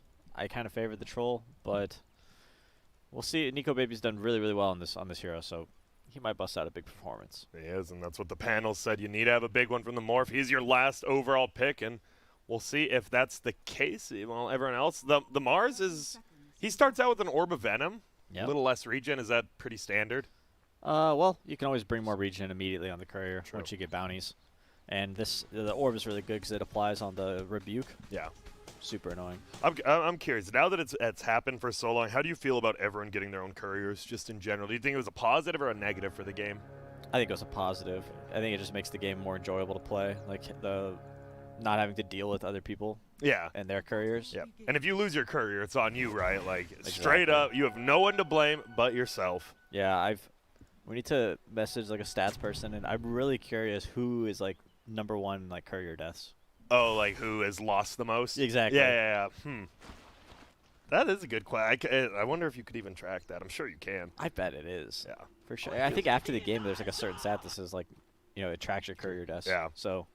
Well, we'll have to figure it out. If you're at home, if you're an amateur stats person, guess what? Tweet at ESL Dota2. We would actually love to see it. That would actually tag me as well. Tag Peter, tag #ESL1. And how do you feel? We haven't seen a Nature's Prophet 4 in a while. Is there a certain reason? Hanskin likes this hero. Okay. That's what I've noticed. A lot of times sometimes they'll put Furin in the off lane because they don't feel like he could do good in the safe lane. Yeah. However, I mean, I think Ench for Furin is actually a little bit Ench favored. So maybe that's why they did it. That makes sense. And for now, it is just going to be FNG trying to get the pulls up, but they're going to be blocked. Actually, it looks like FNG was blocking his own small camp as well as already centering the big camp, so he did not want him to get any creeps. When you block your own pull camp, you know maybe this Enchantress hero is pretty good. And no, the courier, he's waiting for it. I think the courier saw him. He shouldn't let it die. And Puppy, he actually thought maybe they did, and no, it'll just run away. Good timing with the creep wave. Yeah. Puppy doesn't really want to pull that. Gets defended. And then in the middle lane, it won't be the Morphling versus Death Prophet. I almost thought it might be that same matchup, but it is going to be an Ember Spirit versus a Death Prophet. Yeah, I think the Death Prophet can do quite well in the early levels, but once Ember Spirit gets higher levels, gets to level 6, he can start making plays on side lanes or even pressure the Death Prophet potentially. Sinisha playing around with about 50% HP. In that top lane, they got the Golem now on Puppy. We'll see how they use it as FNG continues taking more and more damage. Man, I just want to say, Orb of Venom's so, like, depressing if you just look at the numbers now. It deals 2 damage. 2. I don't know. I mean, the slow's obviously good, but, man, they nerfed this item straight to the ground. Yeah, but it does help you get extra auto attacks on people, which is where the bonus damage really comes from. Sense at bottom lane. Yeah, they had the Maledict. He just has to get on out of there. TP's back to the base, but it has teleport up, so can get right back to the lane when he wants. Yeah, can even bring Dragon Knight some items if he wants to finish up his... Uh-oh, Nico, baby. Is he dead? He's morphing strength, but he just gets right-click down through it.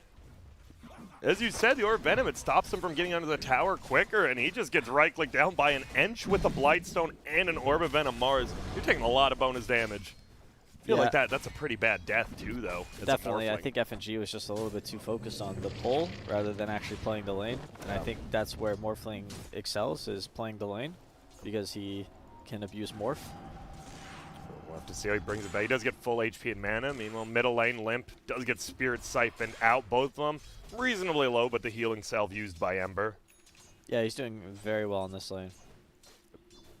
15-5 versus 11-4 Limp. Well, Limp in general is just having a good series. He played well in the first game as well. Yeah, he always been a great middle laner. And it seems he has fixed. I know a lot of people always brought up his late game. You know, he has that one thing where you just die randomly in the jungle once and all of a sudden your game's over. Well, we didn't even get to see that. We did not, yeah. He didn't even get to prove so it. Fast. So it is just 2-1-2 lanes. Not much kill potential in many of these lanes besides it feels like maybe top because bottom, unless Matoma gets a net or you get level 2 Maledict. Well, Yapsor just kills S4's Curry that just kind of ran to the jungle. There's one. Yeah, wasn't a little bit of a lazy death there, but you know, core players, what can you do? Ooh, the spear top lane. Grimstroke's in a lot of trouble. The impetus, and that's going to be the rebuke goes down. And I got a question. Why did he go and do you maybe you know why did he go for bulwark? Usually So don't you don't always see it. 40% damage from the front, right? Okay. So you just way less harass From the Morphling, for sure. And Grim, right? 2 range heroes. Yeah, makes sense. Ooh. Zai is such a good Mars player as well. I feel like this hero is like made for somebody like Zai. Kind of reminds me, like, he seems a pretty goofy hero. Yeah. Right? Like the way his face looks and his like dramatic beard and eyebrows and stuff. It's a Zai thing, you know. Yeah. He's got the Crimson Spear too, so you know he's not playing around. I remember when we switched to Dota, Timbersaw was Zai's favorite hero. Yeah. Just because, you know, he was kind of goofy and crazy. That works. Sometimes that's all you need. And man, that's how I just keep watching in all the lanes. It's just right lane. The one lane has a DK, one lane has a Morphling. Feels like they're just getting out harassed still. Those the Nature's Prophet. Get a rotate. This is the 5-minute runes. S4 secures that one. And Matoma Man doesn't want to risk losing this creep wave and going for the other rune. But Nisha, he thought about it, but didn't. So that bounty rune's just chilling. Yapsor has Naked Urn. That's what his items are. Just, he's got a sentry too. Naked Urn sentry. Living the high life down here. This guy always does stuff like this, and I can never like actually believe that it's good. But then again, he's like the best player. He's owned it, yeah. So it's like, well, maybe it is. Maybe he's just so good he makes bad things look good. But Nisha getting initiated on. There's going to be a Spirit Time, but it is a full Grimstroke Inkswell with the Handskin rotation as well. It's an easy one on Nisha. And now you get some pressure on middle with the Nature's Prophet. Perfect timing. Yeah, Siege unit as well. A great rotation, as you said. The second Ember Spirit was level 6. They were there. That's what we want to see more from Alliance. Obviously, Secret still is up more than 1,000 gold, but they're pushing down this middle tower quite a bit. Mid. There's going to be a third port from Death Prophet here as well. Yep. Oh, and Hanskin scouts out Puppy. I don't believe he saw Yapzor, but he pings it, so it looks like he did. They will be able to defend this tower, but the Siege unit getting some good damage in. Uh-oh, Hanskin, he'll get stunned up. We have the Maledict. The Coconut does bounce back once. Is he dead? Yes, he will be. Now they push forward, though. They want to find the support. It's Yapzor. He's getting run down. It's a hasted up Ember. You're definitely dead. I feel like Grimstroke and Ember just kind of watched Furion die there. Or did I interpret that situation differently? Like they waited for him to die, and then they came in. Yeah, I think the Ember, top lane, looking for a kill on this Grimstroke, and, well, they'll scoop it up. I think he was just waiting for the rune, which just spawned, but I don't know if he should have been. Yeah, because he got the haste rune and then ran straight to middle. Oh, that makes more sense. Well, the one lane that's pretty damn peaceful right now, at least, is Troll versus DK in the bottom. Yeah. Troll, how's he doing? He's doing all right, but yeah, S4, he's owning almost the highest net worth. Mars, quite the highest, but Matoma Man is getting rotated on. Has the Whirling Axes and a Quelling Blade, so Hanskin, no reason to waste Sprout even. Yeah, just good damage. Keep Troll a little bit low, maybe make him burn himself a salve. It's going to make this tower push even easier for them. This top tower just going to go down. It's a Siege unit. Simple as that. We talked about the middle. Good rotation of the Siege unit. Top lane. Yep. Unable to defend. Do you defend if you're Radiant bottom? Do you want to defend this tier 1?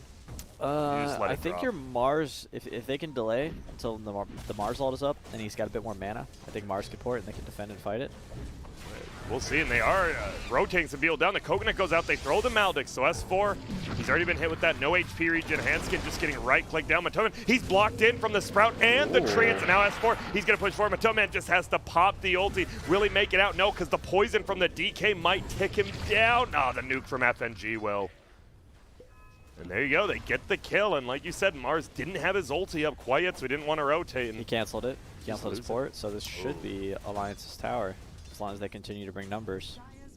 We'll see. With Hanskin continues to beat it down on this Nature's Prop. The DK form did wear out, so a little bit harder to bring it down. Yeah, Troll might actually port back in here. An unfortunate death for him, but the tower is defended. To keep it alive. And I think overall we can say there's a a laning phase win from Secret here. Yeah.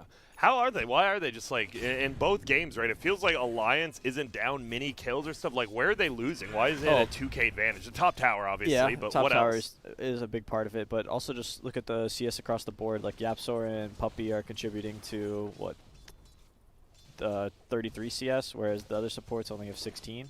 Yeah. Yeah, I'm looking at the net worth. You're right. It's almost a full like 1,200 gold just on the supports even this early. Yeah. And there's going to be a double items found for Radiant, a keen optic. Pretty nice item to find for support. They're going to jump in limp. He really wanted someone, but Nisha's like, nah. I know what's coming when I see that DD rune. I think he was just trying to farm some extra creeps in the jungle. Or maybe he saw the DD, so he was like, I can't contest right-click CS. So he's like, I'm just going to go hit free jungle creeps. Bye. Zai, meanwhile, level 8, Nico Baby 7. He is struggling, but they do get a rotation. If you can get this kill, the double damage is alive for about 5 to 10 more saves. There's going to be the Ink Soul. The Spear does knock the Morph away, but he doesn't care. He wants to get this kill as well, and he does. It's a killing spree, 313 gold for him. And right back to middle lane. I love it. Limp, not wanting to lose his tower. Yeah, I think Morphling is having a good enough game. He's not, he's not on top where he sometimes is, but he's keeping up. We do just see a lag thrown out there, so give it a few seconds here. That was the top net worth. Good to give your Morphling that kill as well. He's in 4th. Yeah, I'm curious what build Troll will go to kind of deal with this Morphling. Sometimes they go Diffusal, sometimes they just go, Battle Fury and try to farm. What do you think he should if you had to? Do you like the Diffusal, or do you like that maybe try to contest his late game with the Battle Fury? Or even we've seen the S&Y Satanic build. Yeah, maybe S&Y Satanic. Just tank up a little. Don't die. You do a lot of damage once you actually start right-clicking with that Fervor. Also, he went the 2-2-2 build on Troll, get a little bit of everything. I think they have a decent amount of damage from their supports, right? Like, Eng can do some Maldic definitely can, yeah. Yapsor is going to do damage. Just Yapsor things. Yeah. Where do you go now if you're Alliance? You just got the kill on Mars. Do you try to pressure a tower with this DK ulti? You just get bottom again? Let's check it out. Just bring down the bot lane. Yeah, they got a DK ult. Ember, well, they have 10-minute outposts and bounties, which I think are an important thing to focus on. Yeah, we'll see. 20 seconds for those. Where are they going to head them? Looks like Radiant will be able to defend that bottom outpost. Dire will keep that top outpost. So it'll be more of the bounty runes getting fought over. And Puppey, he's just running straight uphill. That is going to be an Inkswell DK. Limps here as well. Ulti gets popped from Nisha. Are they just going to run away from it? They have to with the Spirit Siphon. He's got no sprout control. Yeah. And they just, well, Puppey gets the bounty rune. They're going to go for this tier. Now Nisha, he's going to take that. He's like, yo, we got to get something out of this, guys. Someone might want to get the creep wave, which is actually pretty close. He'll just chip away at it, all right. There's no way Alliance lets this tower go. They're too strong right now. It definitely feels like the siege units are incoming now as well, but the tower, it is getting right-click down, Peter. Nisha's playing super aggressive, too. Limp has the arcane room, but doesn't want to jump for it. He's done a good job of rotating. 2-0-1 currently. It looks like they won't let that tower go, as you talked about. Nico Baby just getting his farm on. Middle, Troll versus Nature's Prophet. So feels like this bottom lane's where the action at. The other lanes are just, hey, if you need farm, you're going to those lanes. Everyone else, action bottom. Yep, Mars can port. Troll could port as well. We'll have to see. Puppey's still not level 6. He's getting at the purge, but it was a little bit too early as the Inkswell comes off. There's going to be a stun, so the Inkswell doesn't hit anyone. His Spirit moves super slow. Limp still looking for Yapsor, just right-clicking him down. They're waiting for him to go back to that Spirit, but Limp's like, why would I have to go back when I can just run you down? He's going to throw up the ulti, and he has to jump away right into Zai, who gets the spear. Do they get the kill, though? Impetus there? No, he jumps away. Zai a little scared. He didn't really have anything else to commit but the Arena of Blood. No spear, no rebuke, and they'll make it out. Limp making the Alliance fans a little nervous there. That was a close call, but this is 3v4 from Alliance down here, so Morphling continuing to free farm top while Furion gets some creeps middle. They're doing a good job of, as you said, getting that farm in the 3v4 situation. There goes the Coconut. Do we have the Maldic? Maldic does hit Spirit Siphons there, slow him down. Pop Steer. They need another slower disable. There's a spear on over. FNG gets hit. He's stuck inside the arena. The DK wants to help out, but the Dragon form just wore off, and now Limp's like, uh-oh, I'm alone. Remnants on out. And this might be a tower. Matoma Man, by the way, well, solo kill. Didn't even pop his ulti and just ran the Nature's Prop down, but we're back to the bottom lane.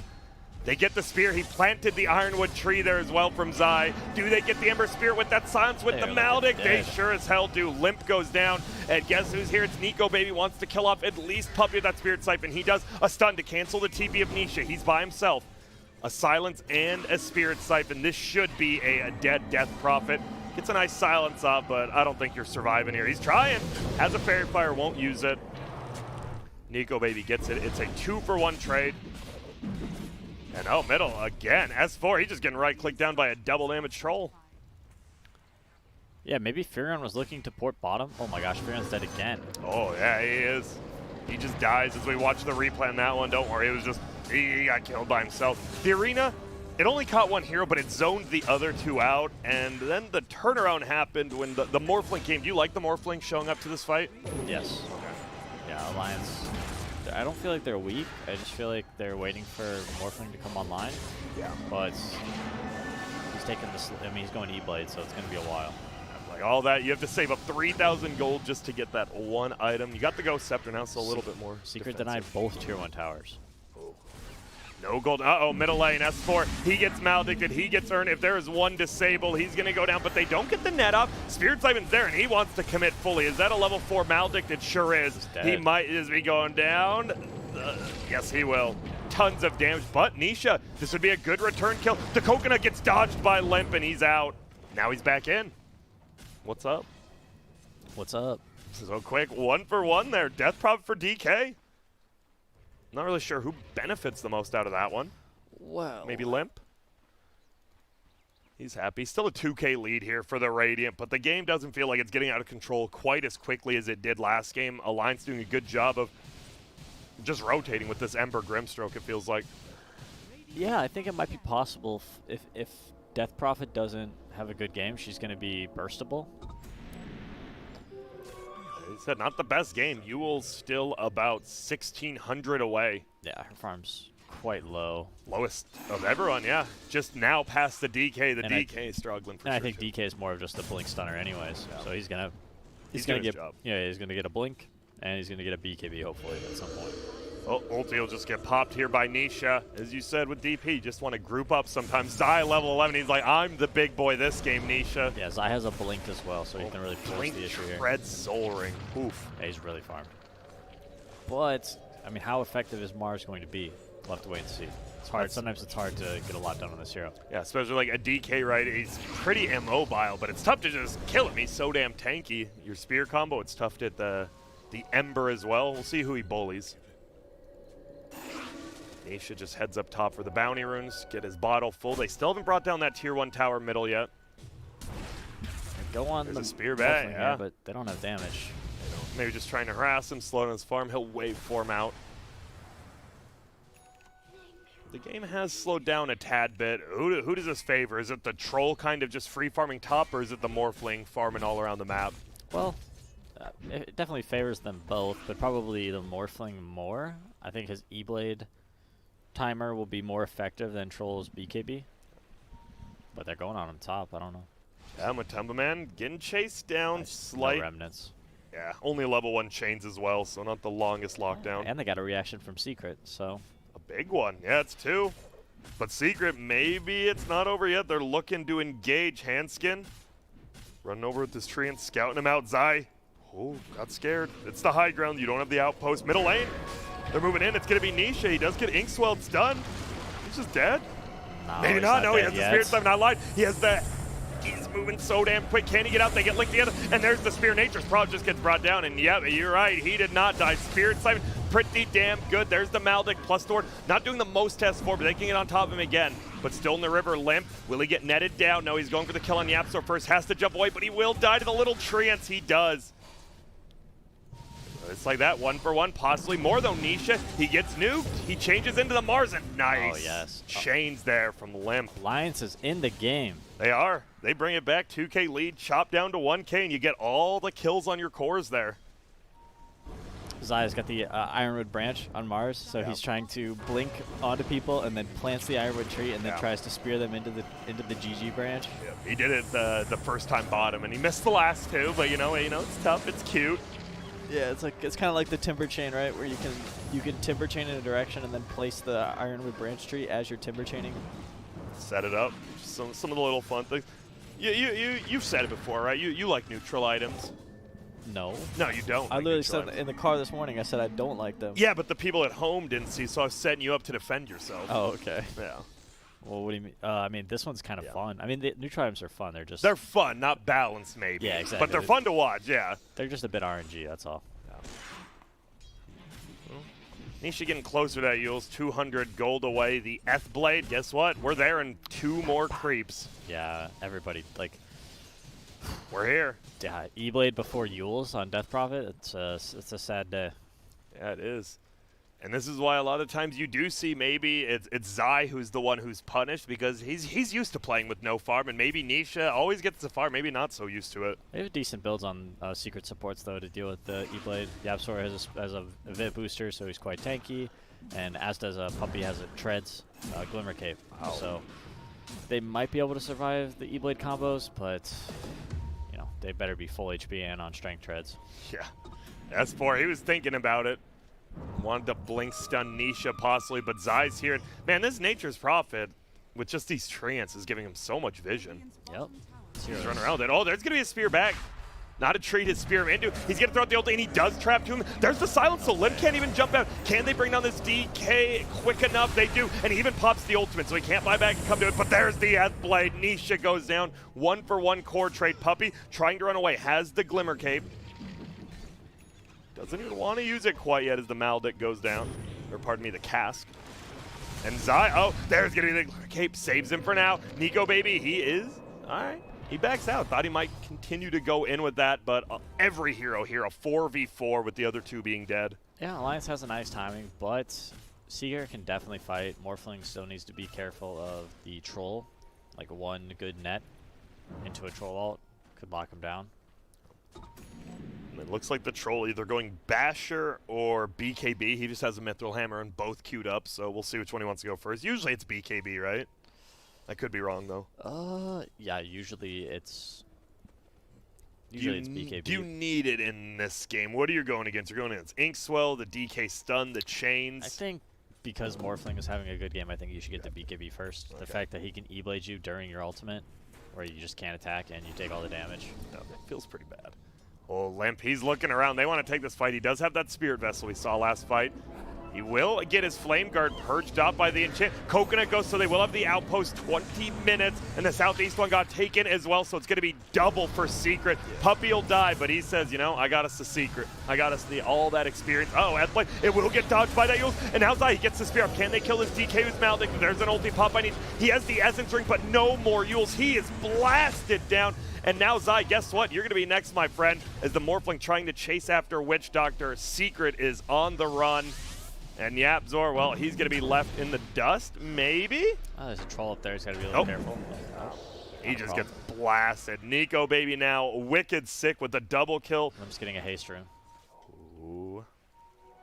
Can he catch up? He is. Matumba Man might just be dead here. He has the BKB. He doesn't get off. They get the bolts. They get all the damage. He pops off the ulti and the BKB. He is going in for it. He actually gets the net. Zai spears him into the trees. It's helping Matumba Man get him. They bring down Limp. That was a haste.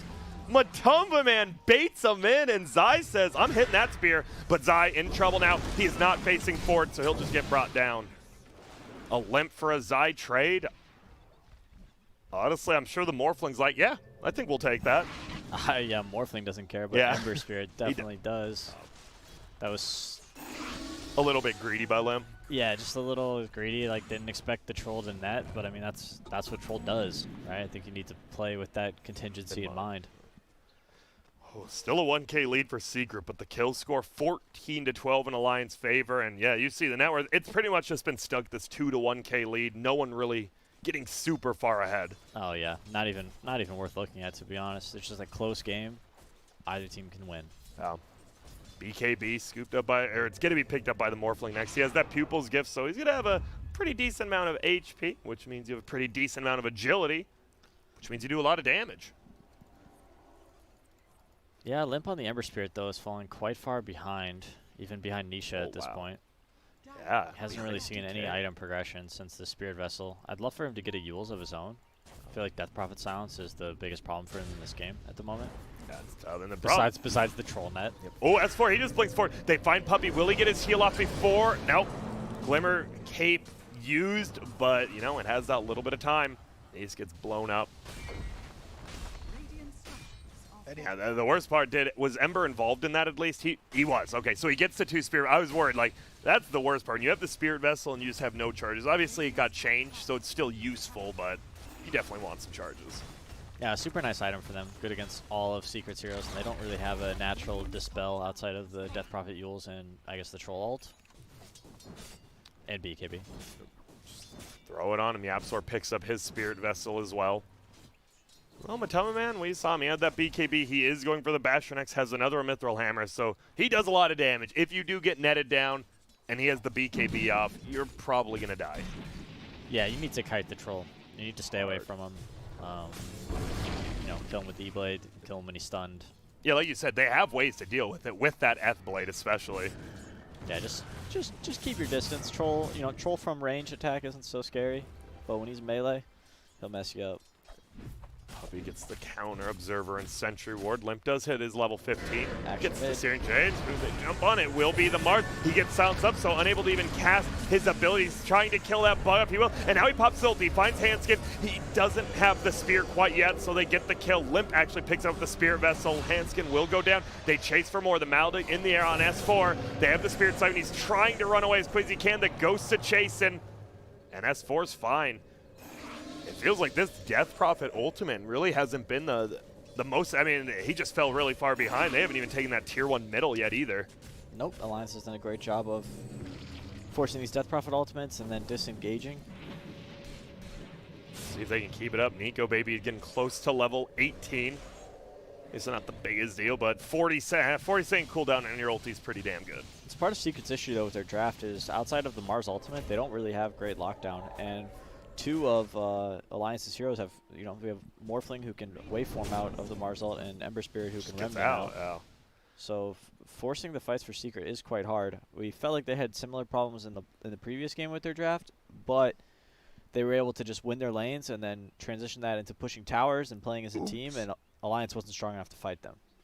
Here, though, Alliance is doing a much better job of finding and connecting on kills and actually threatening Secret's cores. Sense. We'll have to see if they can keep that pay. You want them to keep it up, right? If you're Alliance, you don't want to just go back to, hey, let's farm our side of the map. You always want to play aggressive on this team, or when do you want to, like, take fights? You never obviously want to straight up fight 5-on-5, I feel, versus, like, the Mars Death Prophet. Well, they do have some nice item timings coming up from Alliance, so I wouldn't totally mind if they kind of chilled out and played passively. I think BKB on Morphling and Dragon Knight are both huge pickups for them. Majority of Secret's damage is magic damage outside of that Troll Warlord. The Death Prophet Spirit Siphon, I think, is doing a majority of Secret's damage in team fights, so, and especially on like Dragon Knight and Morphling, it can do a ton of damage because of their high HP pools. We do see the G's. Looks like we are ready to get back into it. Morphling did just hit level 18, as you said, super close to that BKB. Once he gets that, Nico Baby might just be an unstoppable force as long as he doesn't get. At this point, you don't want to die to a smoke gank, fully agility, and that's why he's staying pretty high, 1800 HP. Yeah, the People's Gift helps as well with that HP. Oh, some good neutral items, as you talked about, because Ember Spirit also gets that Nether Shawl. The plus spell damage, pretty nice, and also the magic resistance versus some of this team. Oh, gets the Glimmer Cape off, survives through a lot of it. Puppey is still alive, the heal is off, and now they want to turn it around. There's going to be a double, they get him off. They're bringing down the DK so quickly. Matamba Man just shreds, he's BKB'd up. Who's he going to chase for now? No one. They want to back up. The ward zoning him out, not doing the most damage, but it keeps them back. And okay. 1 for 0 there. Secret, they'll take it. They did lose their ultis. They're looking for more, possibly. Zai pings it out, but now Matamba Man bottom.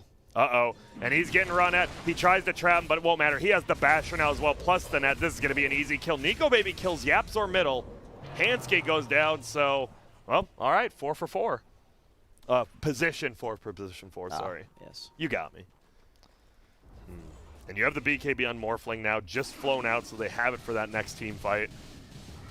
Yeah, it's Dragon Knight, though, who really needs the BKB. He's blinking and initiating, and we saw in this fight just gets Mars ulted, plus Maledicted, plus Spirit Siphoned. yeah, just all, the whole thing comes at You're them. done. And Alliance is like, yeah, if you're in the Mars ult, you're kind of on your own.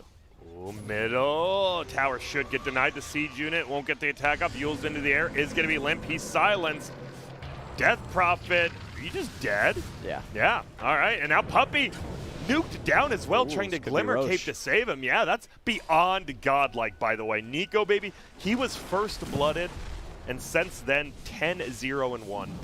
I remember reading a very, what's the word? I don't know, very quality comment on Reddit. So Yeah. don't give Nico Baby Morphling. Seems pretty quality after watching it. He is owning. He is completely owning after that first one. Okay, the spear does give him a little bit of vision. Is Zai? They slow it down. He throws out the ulti. He gets the God Rebuke. He does get locked down. Roshan dies to the tire. And yep, there's the Aegis picked up by Nico, baby. He went for it, but now that you got a Morphling with Aegis, is it just go time? Is it building time? Well, there's no Mars ult either. Yeah, I definitely say you have a minute of go time at least. I think you can secure a tier 2. So that's what they want to do. The troll continues to just farm, knowing all those are down. 3K gold, though. This troll is getting scary, just like the Morphling. You see it, their net worth's actually pretty damn even game. All the way down the board, you have 2 super farmed heroes. The rest of the cores, and then pretty much just Grimstroke is the only one who's a little outlier there with a little poor. Yeah, I just don't think that Mars scales particularly well once the other team has BKBs, and I think that the supports on Secret also have a really difficult time transitioning their net worth into damage. So you favor Alliance at this point in the game, Yeah. especially with the Aegis. Yeah, I think so. I think their draft is just way more straightforward. Like, their Grimstroke offers like quality spells rather than right click. We've seen the Inkswell plus Ember Spirit combo so many times already. Well, they do get a nice neutral item for the troll. He gets the Paladin Sword. Yeah, that's the good one. It is the good one for anyone with any sort of lifesteal, especially combined with your ulti. And middle is getting pressured only by creeps. The Dyer's here, but they don't want to commit to right-clicking it. And Handskin bottom just keeping that wave pushed out. Getting close to the BKB on Nisha. Pretty much almost BKBs on all the cores now. Everyone just realized, yo, second item BKB, pretty good this game. Yes, definitely. Dragon Knight finally has his BKB as well. Still Alliance, they are sitting around middle. They're really scared of this tower. I'm surprised. Yeah, I'm also They're just wasting surprised. a lot I think of time. Morphling should be smacking some buildings right now. I'm really sad with the age. I'm just surprised because it went from a 2K lead after you got those 2 kills in Roche to it's almost back down to dead even. Well, I know they were gold's not. maybe they're just waiting for the right moment because they're doing it right now. Yeah, they bring it down super quick. Now they're even thinking about the base. They're like, wait a minute, we are strong. Yeah, forcing high ground is a good play. They can also just cut 2 lanes, and then kind of send some searchers to go find the Mars or Troll. Uh-oh, stun onto Yapsor. There is a Glimmer Gate, but they do have the detection. Just gonna get right-clicked down. S4 does have to use his BKB. Matumba Man almost kills FNG, but a ninth F-Blade. You know, sometimes it's not the supports helping the carries, it's the carries helping the supports. Yeah, Troll actually bought out and purchased his Abyssal Blade. So almost able to score a kill on the Grimstroke there. But doesn't, so it's a quick one for, and guess what? Alliance's first lead this game. The 29-minute mark, and they're feeling pretty strong. Still have the Aegis. Dragon Knight has no BKB, but they may try to fight anyways. Ooh. Yule's into the air on Nico, baby. Oh my goodness, Puppy is just going to get right-clicked down. Dust popped by S4 says, you're not getting away. Look at S4, man. He's got the dust. Of course he does. Yep. The utility player. Oh, there's going to be the blink away. Nico baby says, no, I want to fight. There's going to be a spear miss. There's the double silence the S-Blade used. And oh my lord, Zai is just blown. Matumba Man, he can't BKB or ulti. He died in the duration of Dragon Tail. Holy smokes. And I'm pretty sure this is definitely one set of racks, if not more. You've got a Nature's Prophet, you've got a Morphling who just dishes damage. Well, what do you think they should do? Do you take this rack to get back, or do you threaten bottom? You stay. Okay. As long as Morphling has Aegis, you stay. The Troll, he just bought the Abyssal Blade, so he doesn't have buyback. Yeah, I'm sure they know of that. They could know, or they could at least suspect it. Yeah. Otherwise, the buyback would have came out earlier. And it's just Tuesday. That's what he said. You got building hitters on this team, and they just shredded them. 2 full sets of racks. Do you go top? That's the real question. It looks like, well, they're staying in the base for now. They're looking. They see Puppy. He was locked down by the bolas. I just can't believe our panel, just blind fanboys of Team Secret, just saying Secret was going to win because they were the better team. And you know what? Hey, they have been proven. Whoa, GG just called. They're not even going to take the last fight. Game 3, upper bracket is not disappointing. It is definitely not as Secret. They get bullied back. This game is kind of similar to the first game where Secret, they won the laning phase again, I would say, what, like 1 or 2K. It didn't feel as big a deal. And then the Limp Grimstroke combo felt like it just bought so much time for Nico, baby. Yeah, they did. Alliance did a really interesting job. They kept like doing this like false pressure movement towards the bottom lane, and Secret kept reacting.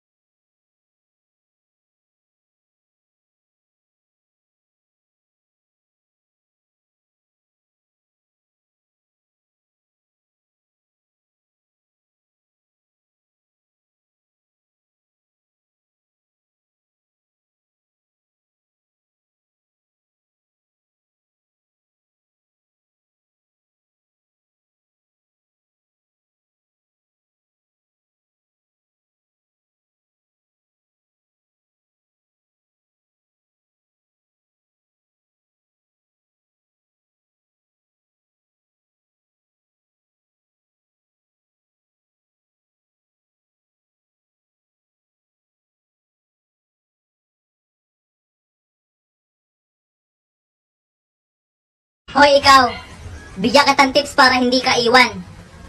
Ikaw mang iwan.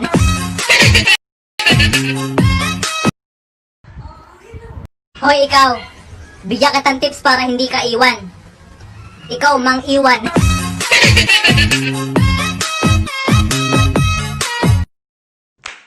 Ikaw ang binibini na ninanais ko. Binibining dalawa ang likod mo.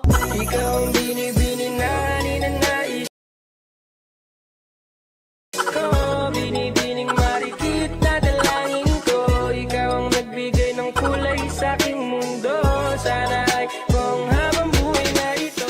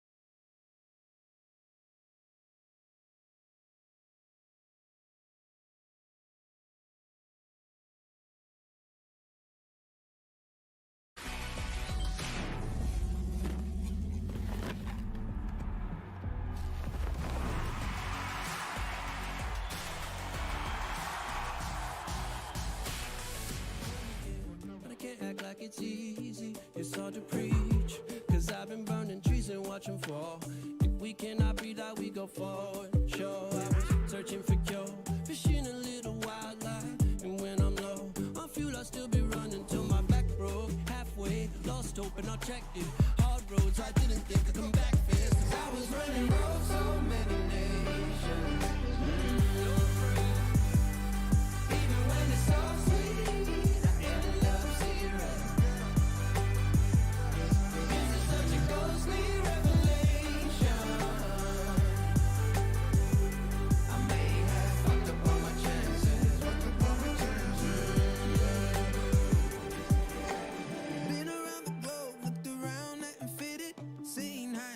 But you won't even get it. Been around the globe, think it's time to admit it's not the end, but the road, and you won't even get it. Been around the globe, looked around, not fitted, seen high and lows, but you won't even get it. Been around the globe, think it's time to admit it's not the end, but the road.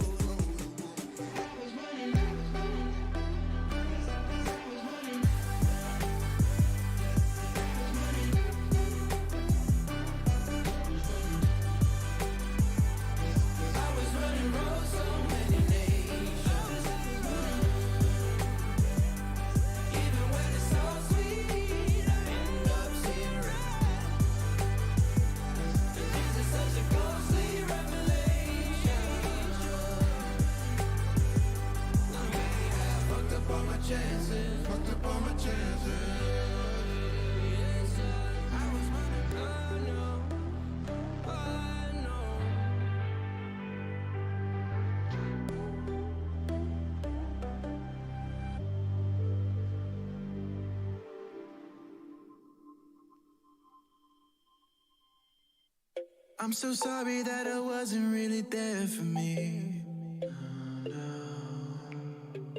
Cause nobody else is showing any empathy. Rudely awake and quite undertaken. Did I do something wrong? Life isn't easy. Why did you leave me here with my thoughts alone? I don't wanna wake up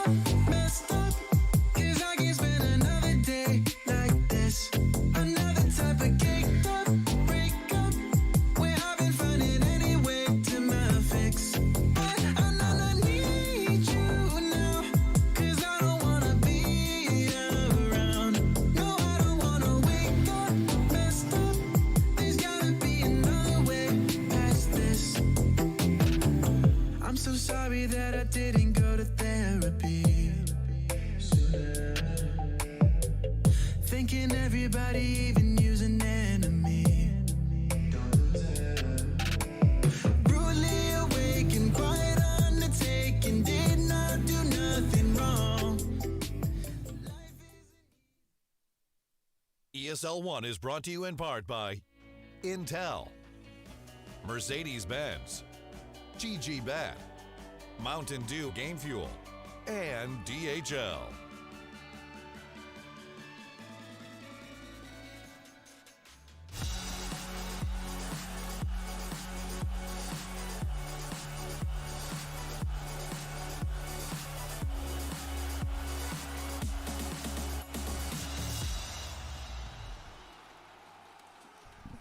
Welcome back, everybody. ESL Online 2020 powered by Intel. It's game number 3 of Alliance versus Team Secret. That's right. If you're only just waking up and tuning into the Dota action, Secret lost. They lost a game, and Alliance are looking to knock them all the way down into that lower bracket and pull out the upset here. This is very interesting. Not only do we have a game 3, we have a draft that is rapidly unfolding. And in this game 3 draft, the bans, Alliance actually banned away the Enchantress and the DK. So this says to me that they had a very, very clear, tertiary plan? Because I can't say it was their secondary plan, that was game 1. Yeah. Or their game 2. So at this point in time, they've got a third plan that they're going to be running with here for Alliance. To give Yapsor, Rubik, and the Shaker plan. A great one. Yeah. Maybe something they just decide to change up when they do have first pick. Last time they didn't have first pick, so it might have been easier for them to build something together with the 2-3. But this time, with that first pick priority, they get the ever so precious Earthshaker. Yeah, and as much as I joke about it, I do think Shaker is a better 4 than Rubik and worth picking, even when Rubik is still in the 4. It's just Yapsor's Rubik is it's pretty nuts. They're getting it here without question. The sky is blue. You pick Rubik and Earthshaker, especially if you have a player like Yapsor. And if he's probably feeling that itch, like, you know what, that Witch Doctor game, it wasn't like me. I need to step up. I need to, show why I'm Yapsor again. Yeah, I'm a bit surprised by this just because I feel like it was a good game plan from Alliance to put Yapsor on these uncomfortable heroes for him. Like, game 1, it was ban both Rubik and Shaker. Game 2, it was, banning, Rubik and the Shaker was taken. What happened? Sorry, what was their 4 position last game? I'm already blanking. Their 4 position was Witch Doctor and Fury. On the Alliance side. Alliance. Yeah. Oh, yeah. Yeah, they banned, on the Shaker ban was on the other side. That's what the game. Yeah. Yeah. Game 1, Alliance banned, Secret banned in game 2, I think Alliance. I don't think anybody banned for Shaker in game 1. Okay. Or maybe it was banned in the banned- second phase. Yeah, I think that's what I recall. That was some Years ago now, gentlemen. game 3 now. We have a new Earthshaker. Yes, these long games that have been going on. That 20-minute game 1, 25-minute game 2.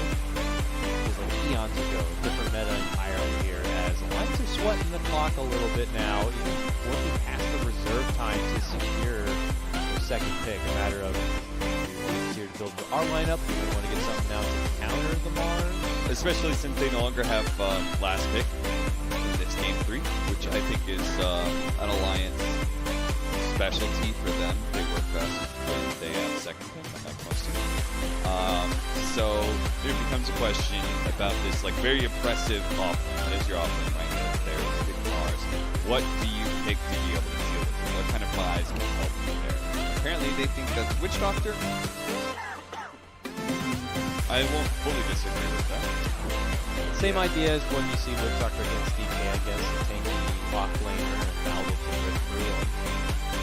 I think the key thing last game when they went to the Grim Strip was the 2 really good Grim partners are in the pool, the Ember and the Ricky. So only one of them can be banned. This game, Ember's already been banned, so if you pick Grimstroke, they're going to ban Ricky. And then there are other Grimstroke partners, but those 2 are by far the best. Yeah.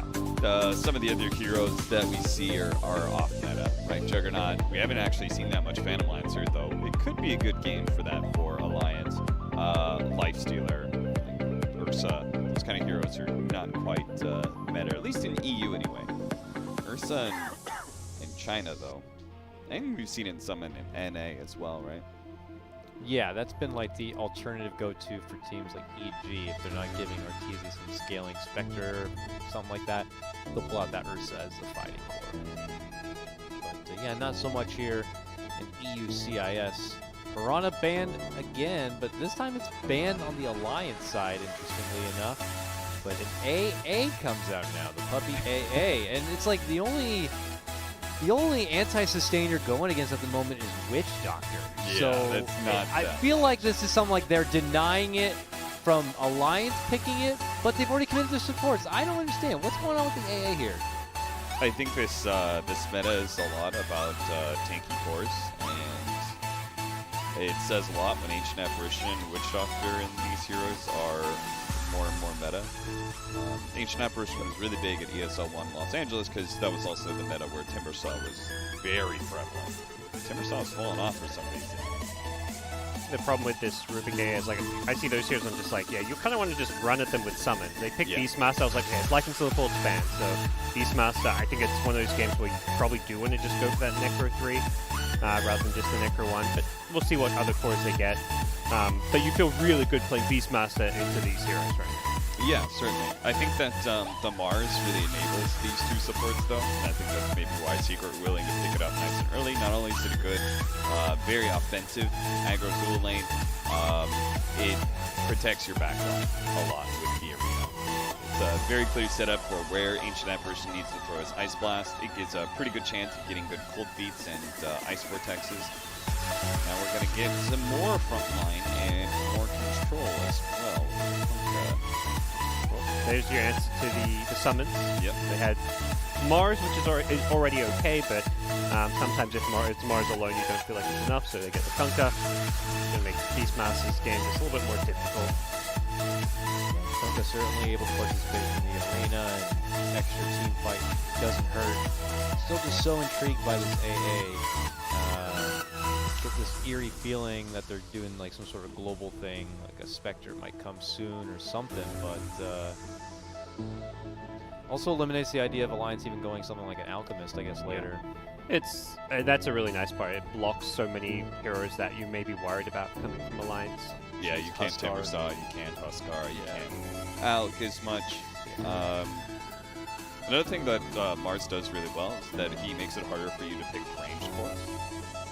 Because the damage is blocked out by both Bulwark and Arena. And typically, it's nice if you can pair up Earthshaker with it's an option, right? You can pair it up with a ranged core. Not the case here, obviously, with Beastmaster. And I think, of course, the one thing we haven't mentioned with the A pick is Morphling. It's like Morphling against Mars feels fantastic. Like both these teams play the hero, so it basically protected you from getting Morphling, which I think is one of the probably most considered characters. I use one, but Alliance is obviously considering can we Morphling again. It's like a ban in its own way. Can't Death Prophet again either. Yeah. So I think it's kind of like what Nyx used to be, where it just counters so many of these strong meta heroes. Holy shit! Disgusting flying green lane dominator here coming out now. As just like you're gonna throw out that Kunkka. Well, we got Limp, and he's got no shame. He'll play that Viper, take it to you, and this is something you're going to have to deal with here. But, you know, how is he scaling with damage? Because I feel like now it's all going to be about their last pick to kind of hit it home at the end of the road. Well, it's nice is that he is a bit tankier against magic damage, which Secret is pretty reliant on in the first 20 minutes to really kill people. And then on top of that, like it's very awkward for Secret to get an adjustment here. There's neither Mars nor Kunkka can really deal with that hero. You got the break mechanic against Mars at some point in time. It's just like one of the most durable frontliners that is anti-melee hero. It's like a more durable version of like Razor. I don't think is it worth the Secret to try to flip-flop some way? I don't know if you have the room to really musical chairs these roles, and you do some side lane Kunkka and a new mid lane matchup like Razor or something. I don't know, to take it back to the Viper, or if they just say, sorry, you're going to have to deal with this one. Yeah, we haven't seen a huge amount of Viper, but Kunkka can deal with Viper okay. The actual lane itself, I think Kunkka goes maybe 50-50 on if played well. feel like it's going to be harder in this matchup just because of them. He's very good at being able to get in people's face and prevent them. When he has an advantage, he really knows how to push it. And it's Alliance with the roaming 4. They've got the Shaker, who once you secure Beastmaster's lane, fissure block, maybe you just stick around. You can always poke your nose in mid lane. One fissure block on the river, and something comes dead. He stopped Dark Ward. That is a hero that would have been really pesky for them because it slows down these pushes that Alliance is probably going to be focusing on. Nice call there. Well, we need the Nico baby hero here for Alliance. Viper's going to be your kind of frontliner. Need someone to kind of bring the deeps. Wraith King. Register. A hero that doesn't care about this set of burst damage, right? We're going to X him and torrent both Ice Blast. Well, Wraith King's all good with that. Just like he's good when you try and Chronosphere dump damage into him. His second life is most activated by set combos. Yeah. It seems like a really good pick. If the lane goes decently for them, with the Witch Doctor support, it should be fine. I think that's your main scare and why Wraith King's fallen off, is the hero's gotten a lot of these small nerfs that have mostly hurt its early game. I do love playing Mars against Wraith King, though. He is very squishy pre-level 6. He doesn't have the greatest armor for a strength hero, and Rubik is one of the best fours to couple with it. So Witch Doctor definitely helps a lot, but I am concerned about his laning phase for sure. If that's just a straight 2v2 standard lane, definitely agree in favor of the Mars Rubik to come out on top. Yeah, they might do like early Fisher block or something and rotate Team Secret to go for the Fan Lancer here.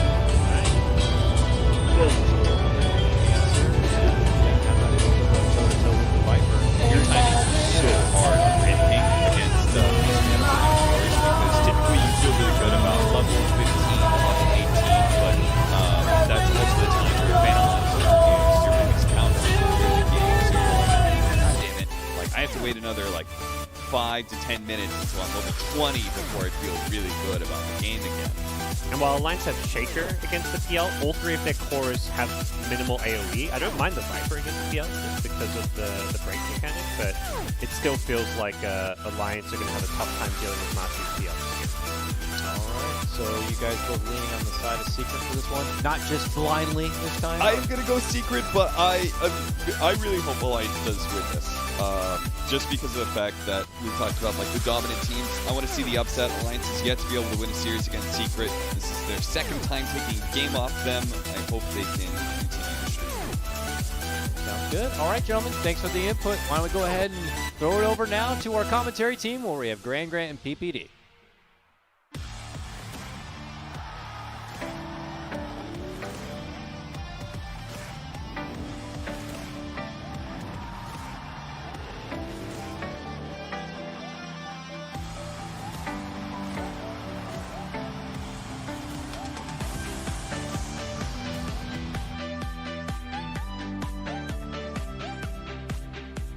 Let me paint you a picture, Peter. It was the end of game number 1. It was a 21-minute victory for Secret. Everyone at home, maybe even everyone here said, this is it. It's a quick 2-0. But Alliance say game number 2, that one's ours, and a quick 30-minute victory. And now here we are.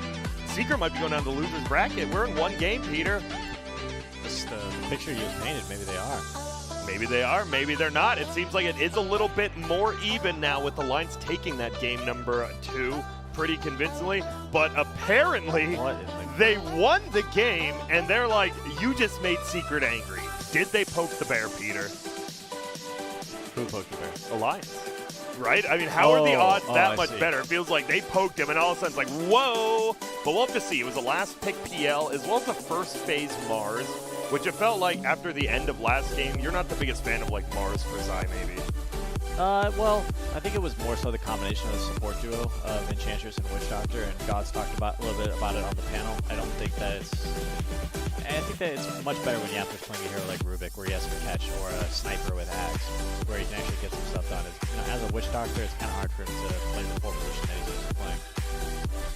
And sometimes they make up for it, where Yapper will play Witch Doctor, with Puppy will play like a Bane, or something with some catch. But it's an end.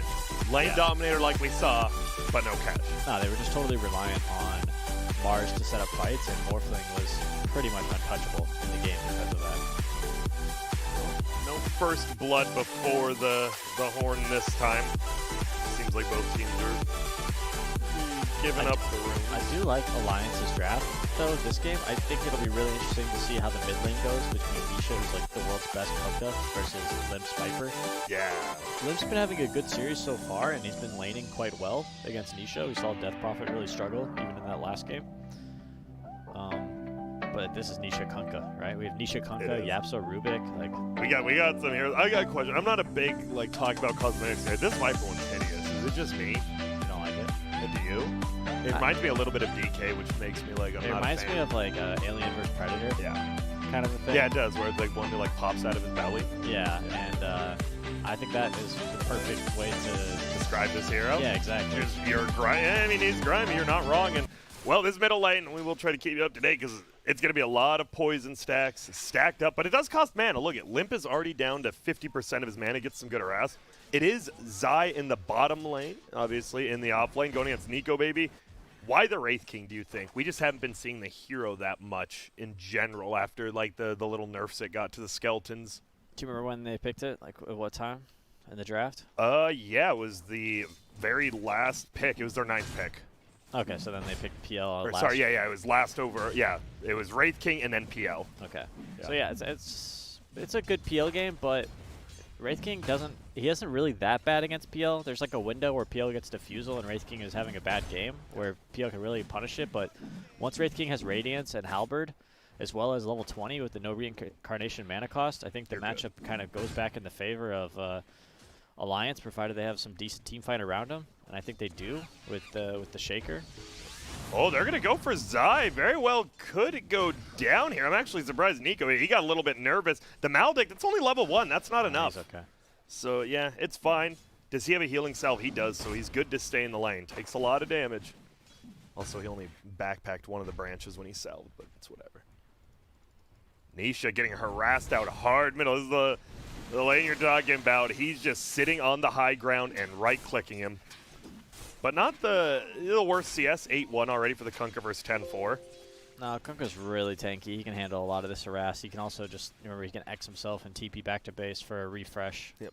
Just don't get low enough where you somehow die while you're doing that. And once again, Zai initiated on he's going to kill him. He's going to kill him mid. Oh, boy. Well, we literally just talked about that, Peter. That is the one thing that can't happen because you do have ways to reset the lane. But, well, you just got 1v1 and Limp. You said it. He's had, even in that game 1 where they lost, he had a dominant laning phase. He's just having it. He is on point versus Secret today. Yeah, he's having a really good day so far. Yeah, it's a huge kill. This is the one I thought Kunkka could be. And Kunkka died while teleporting as well. So he's running back to mid lane with no boots. This very well could just be a level 5 versus level 3 mid matchup by the time he's back. Kunkka can catch up in the jungle, but Viper is definitely going to be able to put on a ton of pressure this game. Off to a fantastic start. The question, though, what do you do with the Viper, right? It's not like he's a Quapper and Ember where you rotate to lanes. You just sit there, pressure the lane, and never let anyone farm, or what do you do? Well, yeah, you definitely want to not let anybody farm, but I think your goal should be to push the tower.